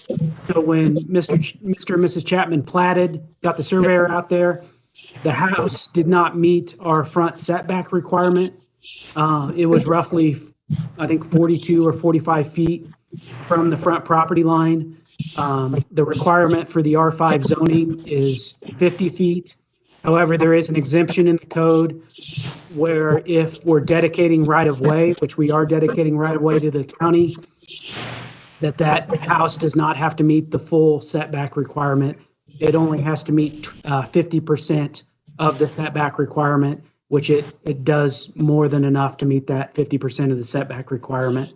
So that was the one unique thing about this parcel that we're platting. The Planning and Zoning Commission voted 5-0 to recommend approval of the rezoning preliminary and final plat with the couple of conditions you can see in Exhibit A. Staff is happy to answer any questions that you have, and then the applicant is available via the video conference as well. Are there any questions before we proceed to a motion on these issues? Be happy to entertain a motion on these 3 items we have before us. I'll make a motion. We approve 2020 362, 363, and 364. It's pretty clear what the people want to do. They want to build a house in the back acreage, and they can't do it without changing the zoning. Very well. Motion has been made on 2020-362, 363, and 364. Discussion. Commissioner Ridgway? Yeah, it seems like it's in line with my general comments on all cases of this nature. It's not really going to change the landscape for the adjoining landowners, with the exception of one new house on a really big parcel of land that does fit in out there. The old farmhouse is already situated there, so there won't be any visual change for the people in the neighborhood. So looks like fine to me. Very good. Does the applicant have anything they would care to add? I have no comment at this time. Thank you. Thank you very much. Very well. If is there any further questions? I don't see any. Commissioner Owen, I go to you to close. Close. Please call the roll. Commissioner Owen, Yes. Commissioner Ridgway, Yes. Commissioner Hilty. Yes. Okay, that seems to get us through the planning and zoning issues that we had on schedule for today. You are prepared, please proceed. Resolution of the Clay County Commission, Clay County, Missouri, 2020-332, approved gift, Ruth Ann Crossett, framed print copy and description of the Jesse James Bank Museum robbery. This is a public services item. Please proceed. Nicole Brown, Assistant County Administrator for Public Services. Commissioners, Miss Ruth Ann Crossett has made a very generous donation to the Jesse James Birthplace and Museum. In your packets, you will see the framed likeness of the bank on the square that is the site of the first daytime robbery in American history, I believe, along with a framed explanation of the print and the events as they happened that day. I have no further remarks. Thank you very much. Is there a motion related to 2020-332? We approve 2023-32. Motion has been made for the approval of 2020-332. Discussion? It is there are a number of historical facets to Clay County, and that is certainly one of them. Maybe not the most attractive as far as being a bank robbery goes, but certainly historically significant and one I think worth noting. Assuming, of course, that we have approved 332, I would recommend that staff draft a letter of appreciation to Ms. Crossett so that we can extend our gratitude towards her for this generous offer that she has made to the county. We would be happy to do that, Commissioner. Thank you. Commissioner Ridgway, do you have anything you'd like to add to the discussion? Nope. Appreciate the gift. It's amazing. Yes, it is. Commissioner Owen, I believe it was your issue this time around. If you would like to close, we will go for a vote. Very well. Please call the roll on 2020-332. Commissioner Owen, Yes. Ridgway, Yes. Hilty. Yes. That moves us on to 2020 Ordinance 41. Please proceed. An ordinance reappropriate and revise the adopted budget for current year, Clay County, Missouri, 2020-Ordinance 41. This is a public services item. Please proceed. Nicole Brown, Assistant County Administrator for Public Services. Commissioners, today is a slightly unusual request. However, this was an opportunity for Clay County to recover some of the Destination Marketing Organization grant dollars that were paid back at the beginning of the COVID-19 pandemic by the state. This amount is for $93,950. It would take that money from a revenue account and move it over to our tourism expenditure account and allow us to continue with our tourism marketing efforts. I have no further remarks. Are there any questions, or is there a motion related to 2020 Ordinance 41? I'll make a motion. We approve 2020 Ordinance 41. Motion has been made for the approval of 2020 Ordinance 41. Discussion. I did have a question. It is a use of CARES Act money. Is this, to be clear, is this CARES Act money that was given possibly, but put into the under the county back in May, or is this a separate state allocation of CARES Act money? This is a separate state allocation of CARES Act money through the Missouri Division of Economic Development and the Missouri Division of Tourism. Very well. That, to me, that does make a substantial difference, and I appreciate the clarification. Commissioner Ridgway, do you have anything you'd like to add or any questions? Nope. I know that tourism is a big industry and we need all the help we can get to keep it going in this time. Very well. Commissioner Owen, if you would like to close. Close. Thank you. please call the roll on 2020 ordinance 41. Commissioner Owen, Yes. Commissioner Ridgway, Yes. Mr. Nolte. Yes. Okay, we have a number, next up on our agenda are 1, 2, 3, 4.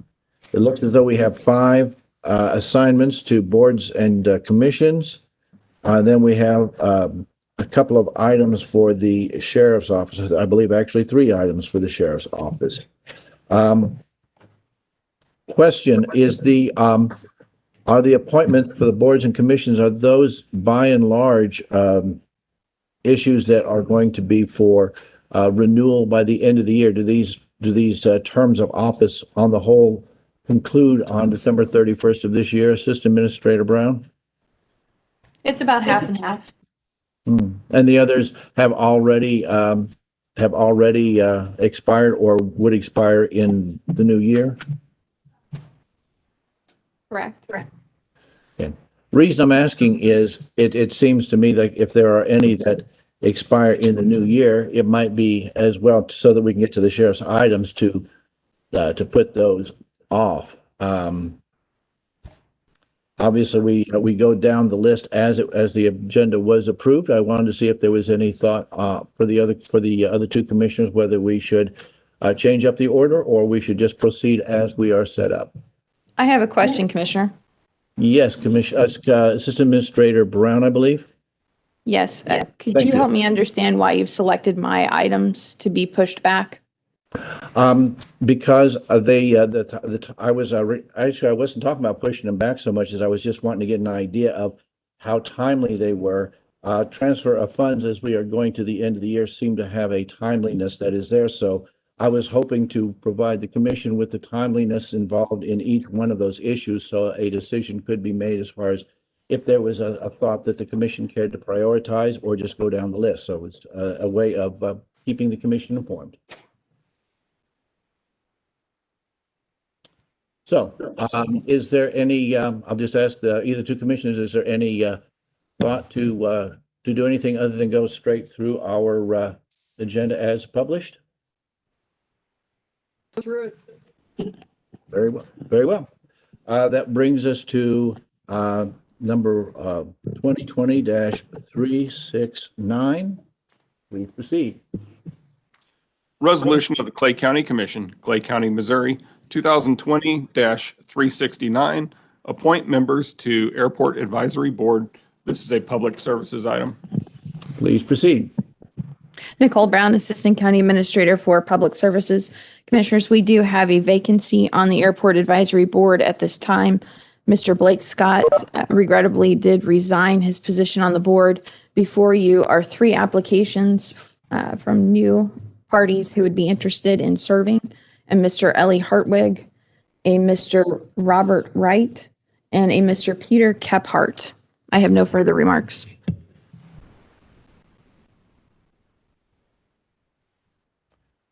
I see also 2 other attachments on mine, Peter Kephart resume and Robert Wright resume. So I assume that those are supplemental to their applications. Yes. Thank you.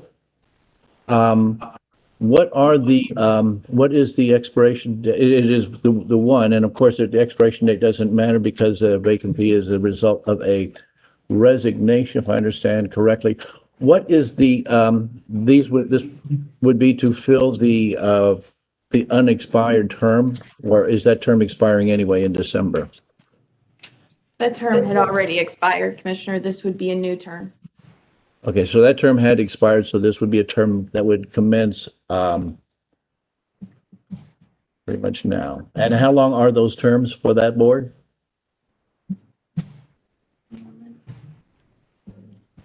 Two-year terms. 2-year terms. Thank you. Is there are there any questions? And if not, I would certainly entertain a motion on 2020-369.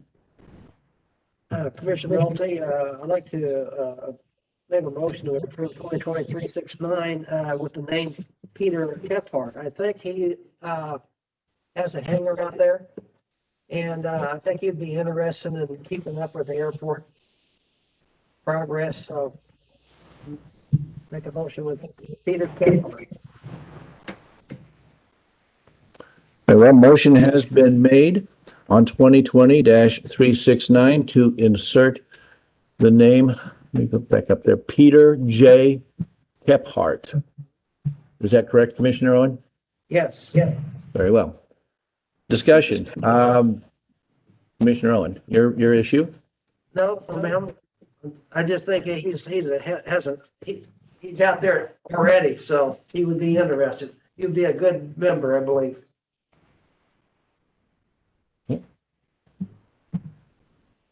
Just taking a moment to look over the other applicants.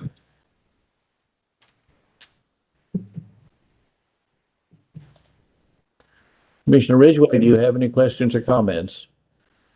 No, I know Commissioner Owen has been very watchful with regard to the airport and is very knowledgeable on it, so I'm happy to take his recommendation. Very well.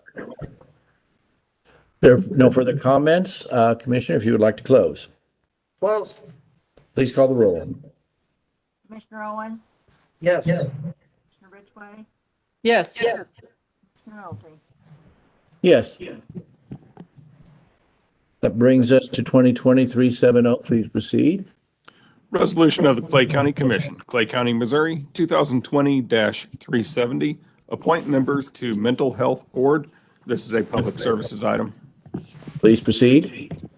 Nicole Brown, Assistant County Administrator for Public Services. Commissioners, at this time, there are 3 vacancies on the Clay, the Clay Platte Ray Mental Health Board. We have 1 application, which is a new applicant, Miss Joan Barrett. I have no further remarks. Is there, and I'm not seeing it right off, is there an application that I'm just not seeing on here? It was emailed to you, Commissioner. What was the time? That way I can go through my email a little faster and pull it up. Or the title anyway. The subject line of the email would be Mental Health Board application. Very well. Now with that, I'll make a motion that we approve 2020-370. We only have 1 application. And so I'd like to put the name Joan Barrett in.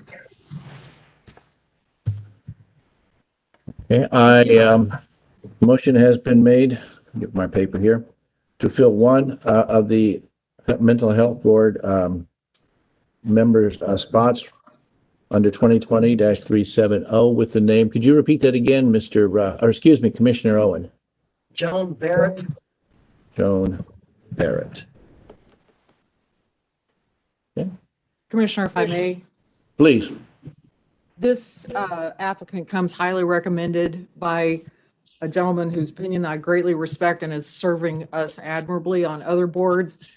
He knows what's required, so I can support this nomination, if for no other reason, on the recommendation of well-qualified people who support Ms. Barrett. Okay. Thank you. I think I just, there I we just go. pushed the app to the top of your mailbox, Commissioner. Thank you. I appreciate that. Sometimes it's a little tough padding through these things sort of on the spur of the moment. Just want to take a moment to breeze through it here.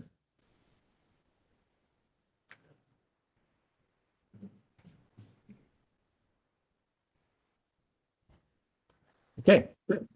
Thank you, Assistant Administrator, for popping that to the top of my email list. That was very helpful. Very well. Is there any further comment before we go to Commissioner Owen to close? By the way, I assume that if one of the applicants is on the line, please make me aware of it. Most of the time that is not the case. So, Assistant Administrator, if you're aware of any of these persons wishing to address the commission, just let me know so I don't end up going by them. Commissioner Owen, if you'd like to close, we will go ahead and vote. Close. Please call the roll on 2020-370. Commissioner Owen, Yes. Commissioner Ridgway, Yes. Commissioner Nolte. Yes. That brings us to 2020-371. Please proceed. Resolution of the Clay County Commission, Clay County, Missouri, 2020-371. Appoint members to Mid-Continent Public Library Board. This is a public services item. Please proceed. Nicole Brown, Assistant County Administrator for Public Services. Commissioners, today, all three of our members on the Mid-Continent Library Board have expired terms. Before you is one application for reappointment, Ms. Michelle Wyckoff, who is currently the president of the board, along with three applications from potential new members, Ms. Kathleen Hawkins, Ms. Lori Lemunyan, and Ms. Noelle Stepp. I have no further comments. Commissioner, I would like to make a motion on this. Please proceed. I make a motion that we approve 2020-371 with the names of the following people inserted. One for reappointment, Michelle Wyckoff, who is currently the president of the Mid-Continent Library Board.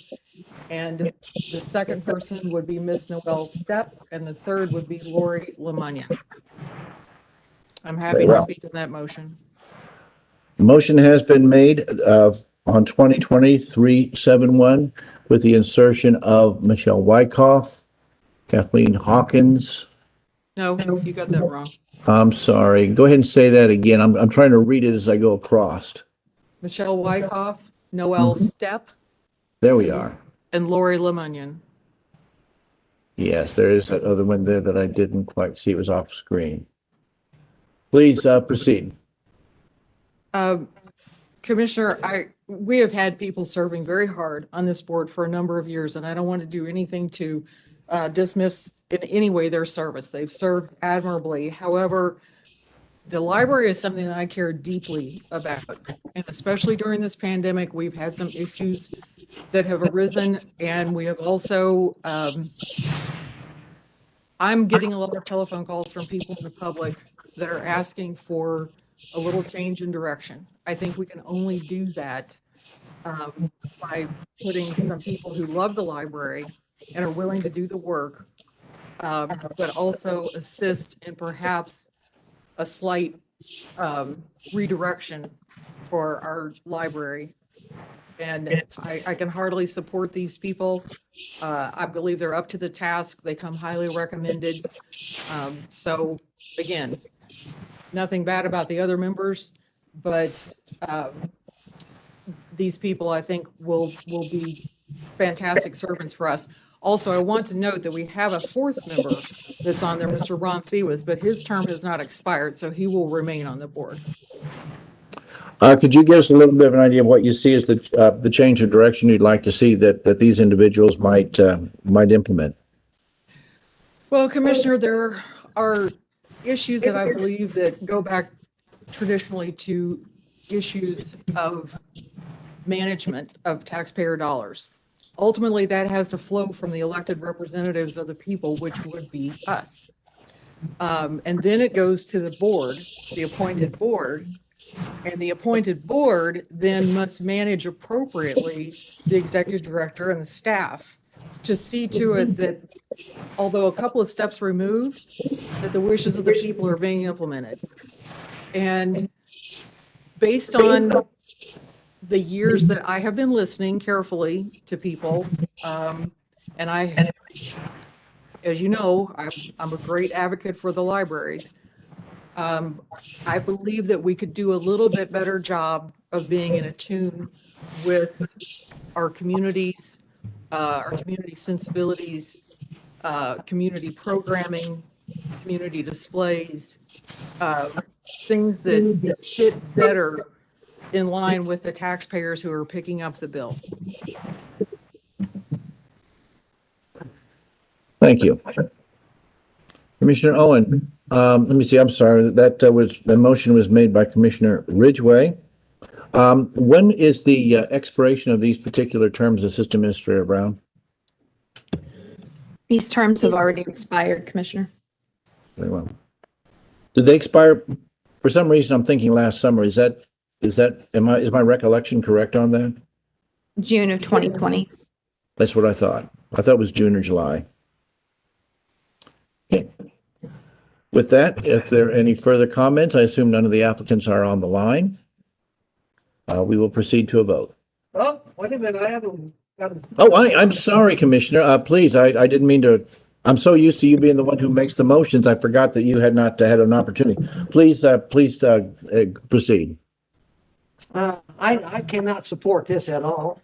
The people that's on there, they've been there for quite a while. They've done a good job. And I don't know why you think that, Commissioner Ridgway thinks that they have not done a good job. I think they've done a good job, and I'd like to see them reappointed. So for her motion, I'm going to vote against.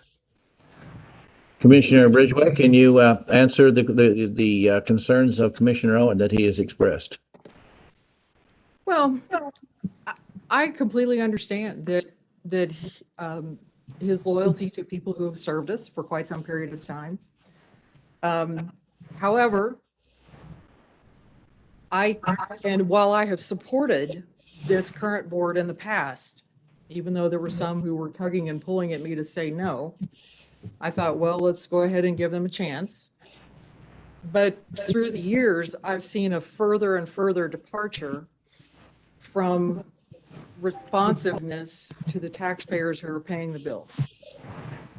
And that demonstrates itself everything from staff informing the board that traditional seasonal displays will be removed. It displays itself by the type of programming that causes lots of dissension in the community. It displays itself in a way that I believe would endanger the tax bases and support for the tax for our libraries, which we desperately need. If we don't try to take a little bit of a redirection to be more sensible and more sensitive to the taxpayers who express themselves to elected officials, it almost looks like we have an upside down system right at the moment where staff is managing the board that's coming back to us and saying we can't do anything. Well, if they can't do anything, then we need to find some people on the board who can do a better job of understanding that the flow of authority is from taxpayers to elected officials to the board and then down to staff, not the other way around. Commissioner Owen, does that answer the thoughts that you'd expressed? No, I just think that's a lot of BS. I'm sorry, Commissioner Owen, please try to maintain decorum. Commissioner Ridgway is expressing, I think, a valid opinion. Yes, well, in any case, Commissioner Ridgway did express her opinion in a respectful and cogent way. Please respect her opinions as we respect yours. That being said, I have to say that I find myself in a fair amount of agreement with Commissioner Ridgway and her observations, both on the operation of the way the board works and the chain of command, so to speak. And I also find myself in agreement with Commissioner Ridgway on some of the actions taken that I find disturbing and I think may well be inconsistent with the public that both we and the board, library board serve. So I have to say that I have a good deal of sympathy in what she has to say. Now, whether these are the specific people or not, I would like to have looked at it a little bit more closely, but we have had these vacancies for some time and it is beyond time to fill them. So I find myself, as I say, in agreement with Commissioner Ridgway on this particular issue. With that, is there any further discussion? Assistant Administrator, am I correct that there are that none of the applicants are on the phone or on the line that would like to comment? You're correct. Thank you. In that case, please call the roll on 2020-371. Commissioner Ridgway, Yes. Commissioner Owen, No. Commissioner Nolte. Yes. That brings us to 2020-372. Please proceed. Resolution of the Clay County Commission, Clay County, Missouri, 2020-372, appoint members to Children's Services Board. This is a public services item. Please proceed. Thank you, Commissioners. Before you is an appointment for the Children's Services Fund Board. We have an application from a Dr. Ashley Fields, who would be a new applicant, and I would like to bring to your attention that Mr. Clint Newton has decided not to seek reappointment for his term that is expiring at the end of this year. I have no further remarks.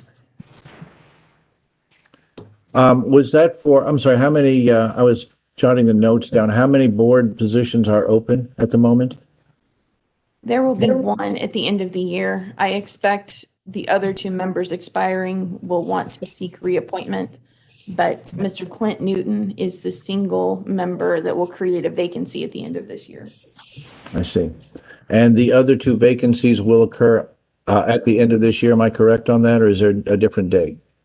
Term expirations, and under the language of our resolutions, they continue to serve until they resign or such point that a successor is appointed by the commission. But the normal end of their term would be end of year? Correct. Yeah, that was where I was that's what I was getting at on that. Okay. Is there a motion on 2020-372? Yeah, this is Commissioner Owen. I make a motion that we approve 2020-372 with the name Dr. Ashley Fields. Very well. Motion has been made for 2020-372 with the insertion of the name Dr. Ashley Fields. Commissioner Owen, please proceed. Tell us about your choice. Well, I mean, like I said, this was an appointment that the one of the participants in the accident has not resigned, but he's not going for further. He wants to get off, and this would be really a good representative for the Children's Fund. Okay, and once again, I am, here's the library board. There we are. Let me go ahead and pull his resume up again, or her resume. I'm not sure which.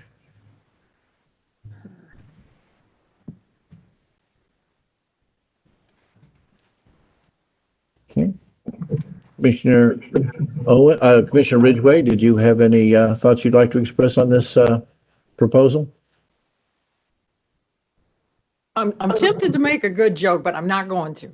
So, actually, this appointee does come highly recommended, and we need people to continue to really put their shoulder into this. So I can support this. I think Dr. Ashley Fields would be a really good addition to the Children's Services Board. It's still in its infancy. They're doing a good job. They've gotten off to a good start. So I think it would be very good. Okay. With that, I assume the applicant is not on the line. Commissioner Owen, if you would like to close. Close. Very well. Please call the roll on 2020-372. Commissioner Owen, Yes. Commissioner Ridgway, Yes. Commissioner Nolte. Yes. That brings us to 2020-373. Please proceed. Resolution of the Clay County Commission, Clay County, Missouri, 2020-373, appoint members to Senior Services Board. This is a public services item. Please proceed. Nicole Brown, Assistant County Administrator for Public Services. Commissioners, before you is an application for reappointment for Mr. Bob Steinkamp, who is the current, I believe, Chair of the Senior Services Board. This term expired in 2020. I have no further remarks. Is there a motion related to 2020-373? Yeah, I make a motion to approve 2023-73 with the name Bob Steinkamp to reappoint him. He's been really a good member of that board. Motion has been made for the approval of 2020-373 with the insertion. Is it Robert or Bob? I'm trying to think of which it says Bob on the application, so Bob Steinkamp. Discussion. Commissioner Owen, I think you have made some comment on it. If you'd like to make a further comment, then I'll go to Commissioner Ridgway. No, the people at he's like I think the chairman of the Senior Services Board, and he's decided to go another term. So we're happy about that because he would really be missed if he was governor. Thank you very much. Commissioner Ridgway, did you have any comment or anything you'd like to express on this particular motion? I support the appointment. Very well. Commissioner Commissioner Owen, I'll go with you for close. Close. Please call the roll on 2020-373. Commissioner Owen, Yes. Commissioner Ridgway, Yes. Nolte. Yes. Brings us to 2020-323. Please proceed. Resolution of the Clay County Commission, Clay County, Missouri, 2020-340, approved change in Rico copier lease, Rico USA, Inc. This is a sheriff's item. I'm sorry, did you say the 323? I have treasurer on mine. Is my copy got an error in it? Oh, I think there was a line transposed. Okay, so 323 approval sole source vendor Sim Pro is not treasurer, but that is sheriff. Is that correct? No, I think that one is the treasurer. Okay. So yes, so we'll be hearing from the treasurer on 323. Very well. If the treasurer is on the line. It got tangled up with some of the other stuff. Sheriff is next. The sole source vendor for Sim Pro. Do we know if the county treasurer is on the line? I don't think so. I don't believe that he is, Commissioner. What we can do is, with the permission of the other two commissioners, with their consent, we will go ahead and skip up to the others. And if the treasurer can join us in a few minutes, we will go pick that up. Is that acceptable to both commissioners? What did you say? Go to 2023-40 and then come back to 323? Probably just go through the rest of the agenda and then just put 323 at the end. That gives the maximum amount of time for the treasurer to be able to join us. I don't care. Commissioner Owen, are you good with that plan? I'm good. Very good. With that, we will go to 2020-340. Please proceed. Resolution of the Clay County Commission, Clay County, Missouri, 2020-340, approved change in Rico copier lease, Rico USA, Inc. And this is the sheriff's item. If somebody from the sheriff's office would like to proceed, please go right ahead.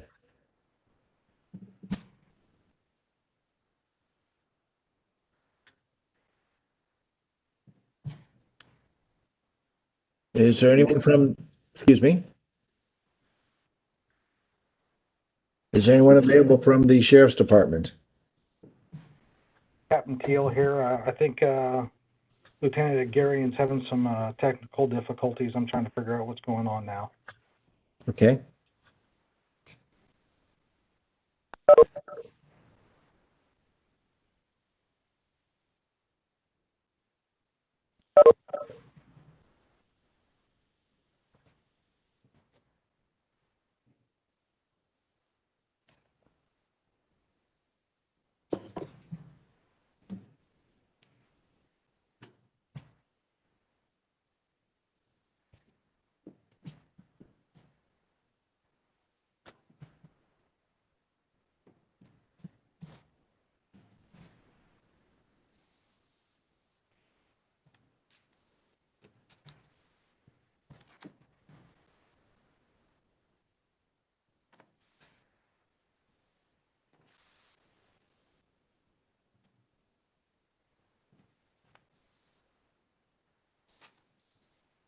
I just texted the treasurer's office to let him know that that his item is up for discussion here.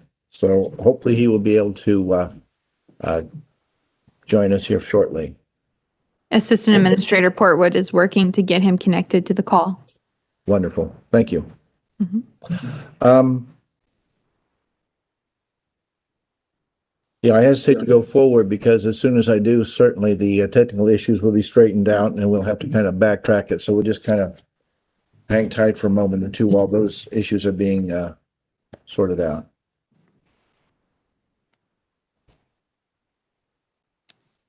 Back on now. Yes, sir.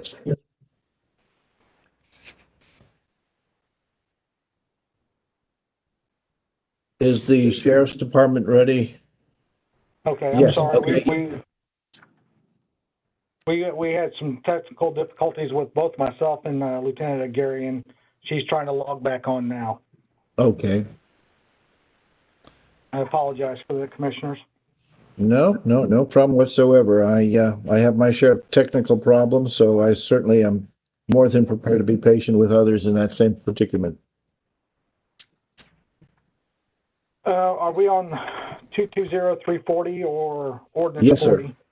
40? We are on 2020-340. Okay. That would be the RICO lease. Okay.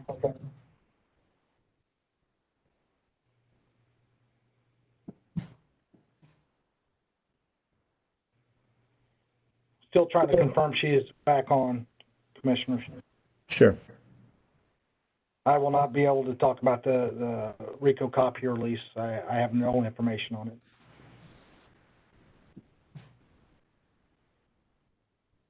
it. Do we want to, would we be better off if we could move to ordinance 40, if that would give you a chance to talk about that and we can come back to the other issue? Yes, sir. I can talk about that one. All right, well, let's go ahead and do that just to keep the meeting moving. Assistant Administrator, I think we will now go to 2020 Ordinance 40. If you would please proceed.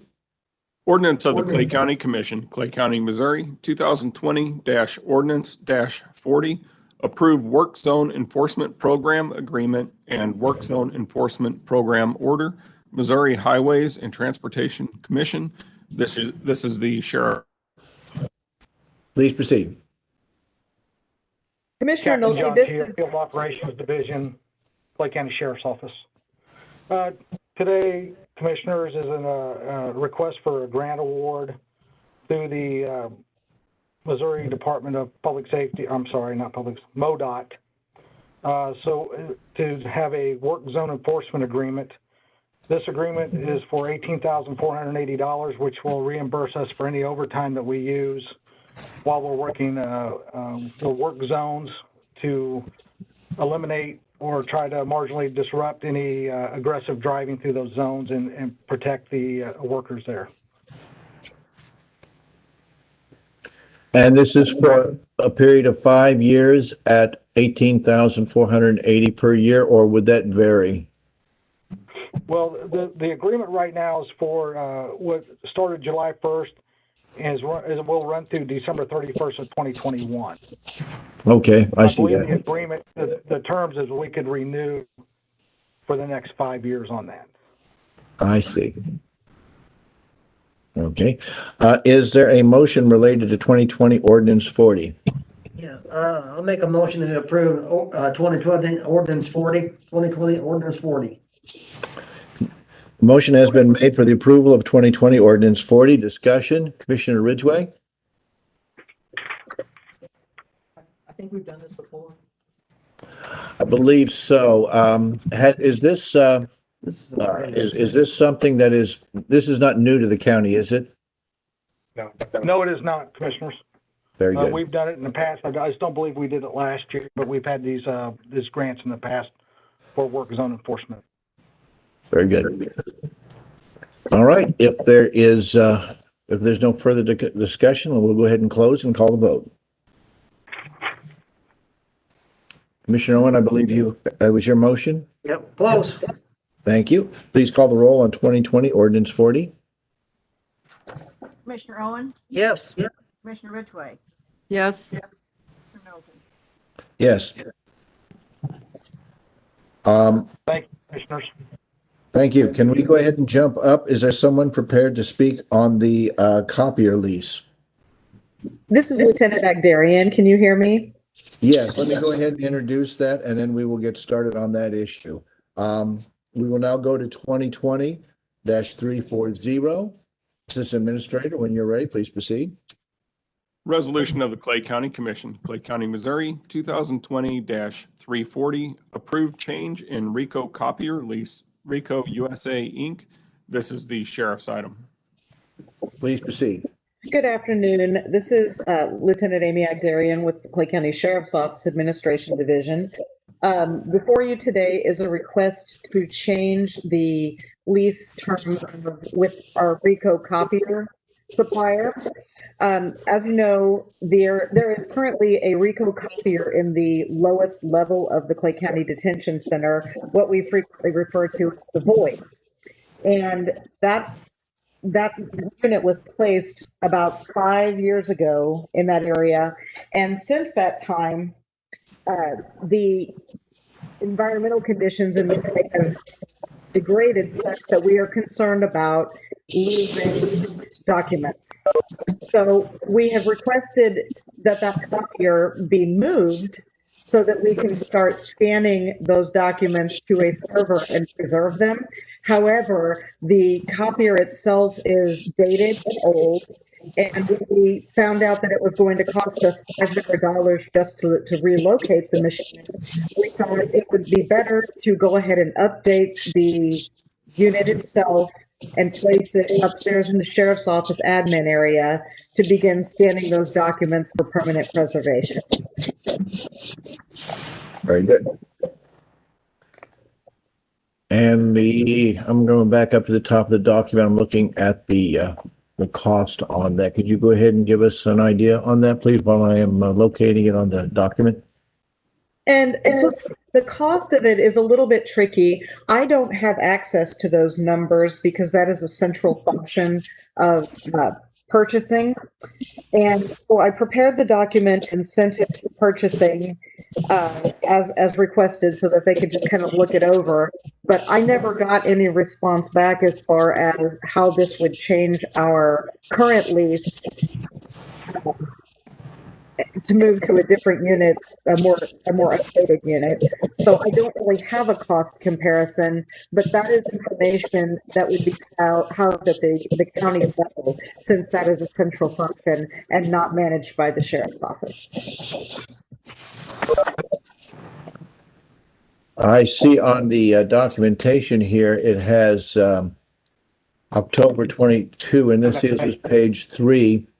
October 22, 2020, it has 60-month lease, a monthly price of $79.16.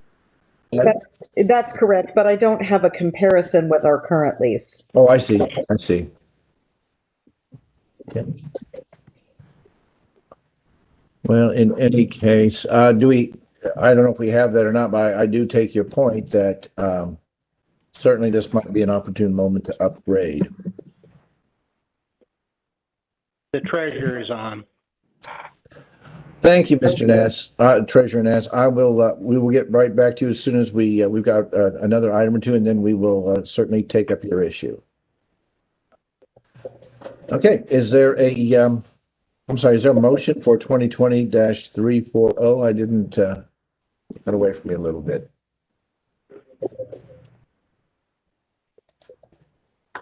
Sure, I'll make a motion that we approve 2020-340. Motion has been made for the approval of 2020-340. Discussion. Commissioner Owen, did you have anything? No. No. Commissioner Ridgway, if you'd like to close. I close. Please call the roll on 2020-340. Commissioner Ridgway, Yes. Commissioner Owen, Yes. Commissioner Middleton. Yes. We will go ahead and complete the items for the sheriff's office with 2020-334, and then we will pick up the treasurer's issue 2020-323 when we have gone through that one. So with that, Assistant Administrator, would you please go to 2020-334?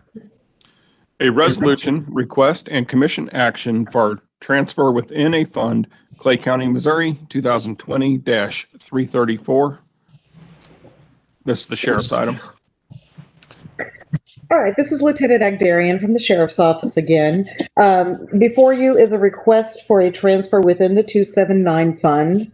And the purpose of this transfer is to provide adequate funding in all 5 of the Sheriff's Office divisions to make payroll for the remainder of 2020. Very well. Is this something, if I understand correctly, we have 27 pay periods instead of the usual 26 just by happenstance of the way the calendar fell? Is that what this is to do with, or is there some other issue that we should be aware of? No, this is in order for us to make payroll for the remainder of the 26th pay period. It's my understanding that the 27th pay period is going to be certified on the Monday after. That's not what this is regarding. This is regarding inadequate funding. Well, it wasn't inadequate funding, but for the first 6 weeks of this year, there were withdrawals in departments that were inaccurate and have therefore run a couple of the sheriff's short to make 26 payrolls. And what this document does is to seek to redistribute funds that are in 279 fund as a whole to make payroll for all 5 divisions. Okay. Is there a motion on 2020-334? Yeah, Commissioner Owen, I'll make a motion to approve 2020-334. Motion has been made on 2020-334. Discussion? Commissioner Ridgway? No discussion. Commissioner Owen, if you would like any more comments or to close, please feel free. Close. Excuse me, thank you. Please call the roll on 2020-334. Commissioner Owen? Yes. Commissioner Ridgway?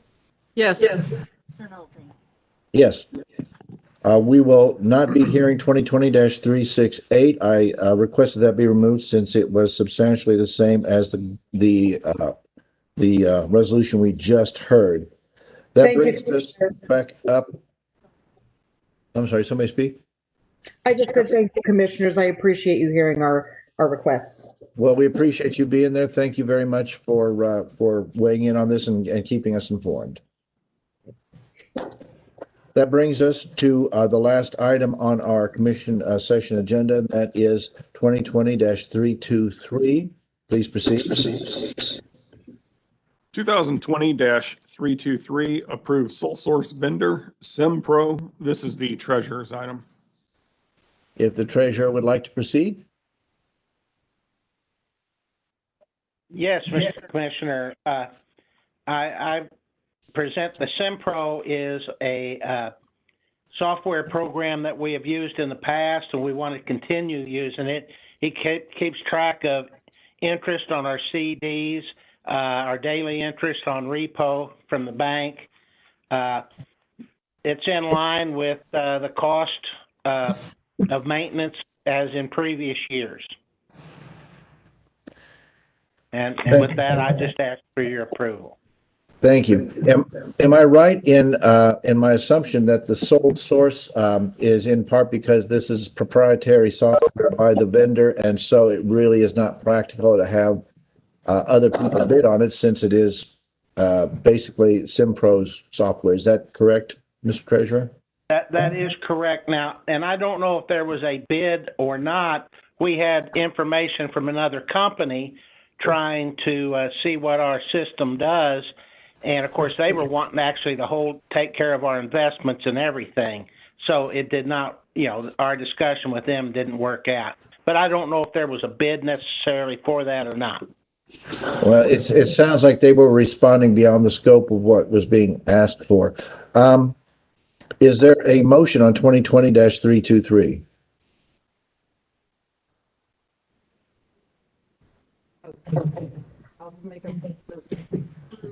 I'll make a motion, we approve 2020-323. Thank you. Motion has been made for the approval of 2020-323. Discussion, Commissioner Owen? No. Commissioner Ridgway, if you have any more comments or would like to close? Close. Thank you. Please call the roll. Commissioner Ridgway, Yes. Commissioner Owen, Yes. Commissioner Nolte. Yes. Thank you, Mr. Treasurer. That brings us to the end of the commission, number 9 commission session part of our agenda. We have discussion items. There are no discussion items listed. That brings us to approval of minutes of previous sessions. There are 4 sets of minutes that are listed. Is there a motion related to those, to one of those items? I can go ahead and make a motion that we approve all 4 of them motion, or if you'd rather, I can break it down into 4 motions. It is, I don't think there's a problem going with all 4. It would certainly be more expeditious. Mr. Counselor, is there any concern on your part about doing that?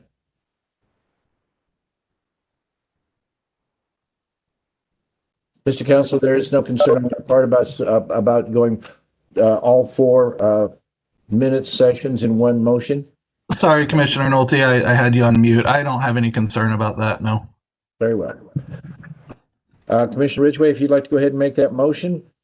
I make a motion that we approve the minutes as printed for the following commission sessions: November 17, 2020, 8:45 a.m., November 17, 2020, 10 a.m., November 23rd, 2020, 11 a.m., and November 23rd, 2020 at 12:30 p.m. Thank you very much. Discussion. Usually we pause a moment for commissioners who have already, of course, gotten these to look them over and see if there are any additional questions or concerns that they might have. So I will pause for a moment while we do that.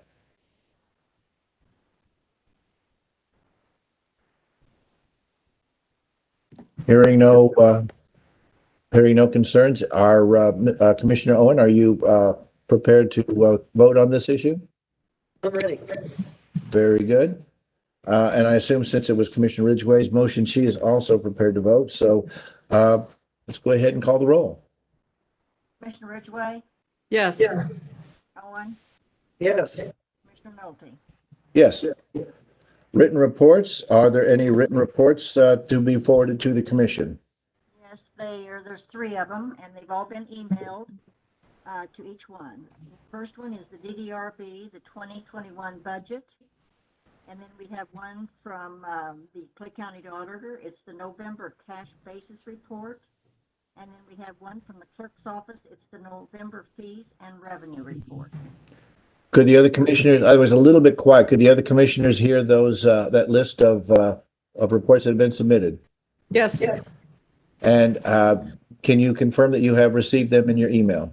Yes. Commissioner Owen, have you received those also in your email? Yes. Very well. I have as well. So are there any further written reports to be forwarded to the commission at this time?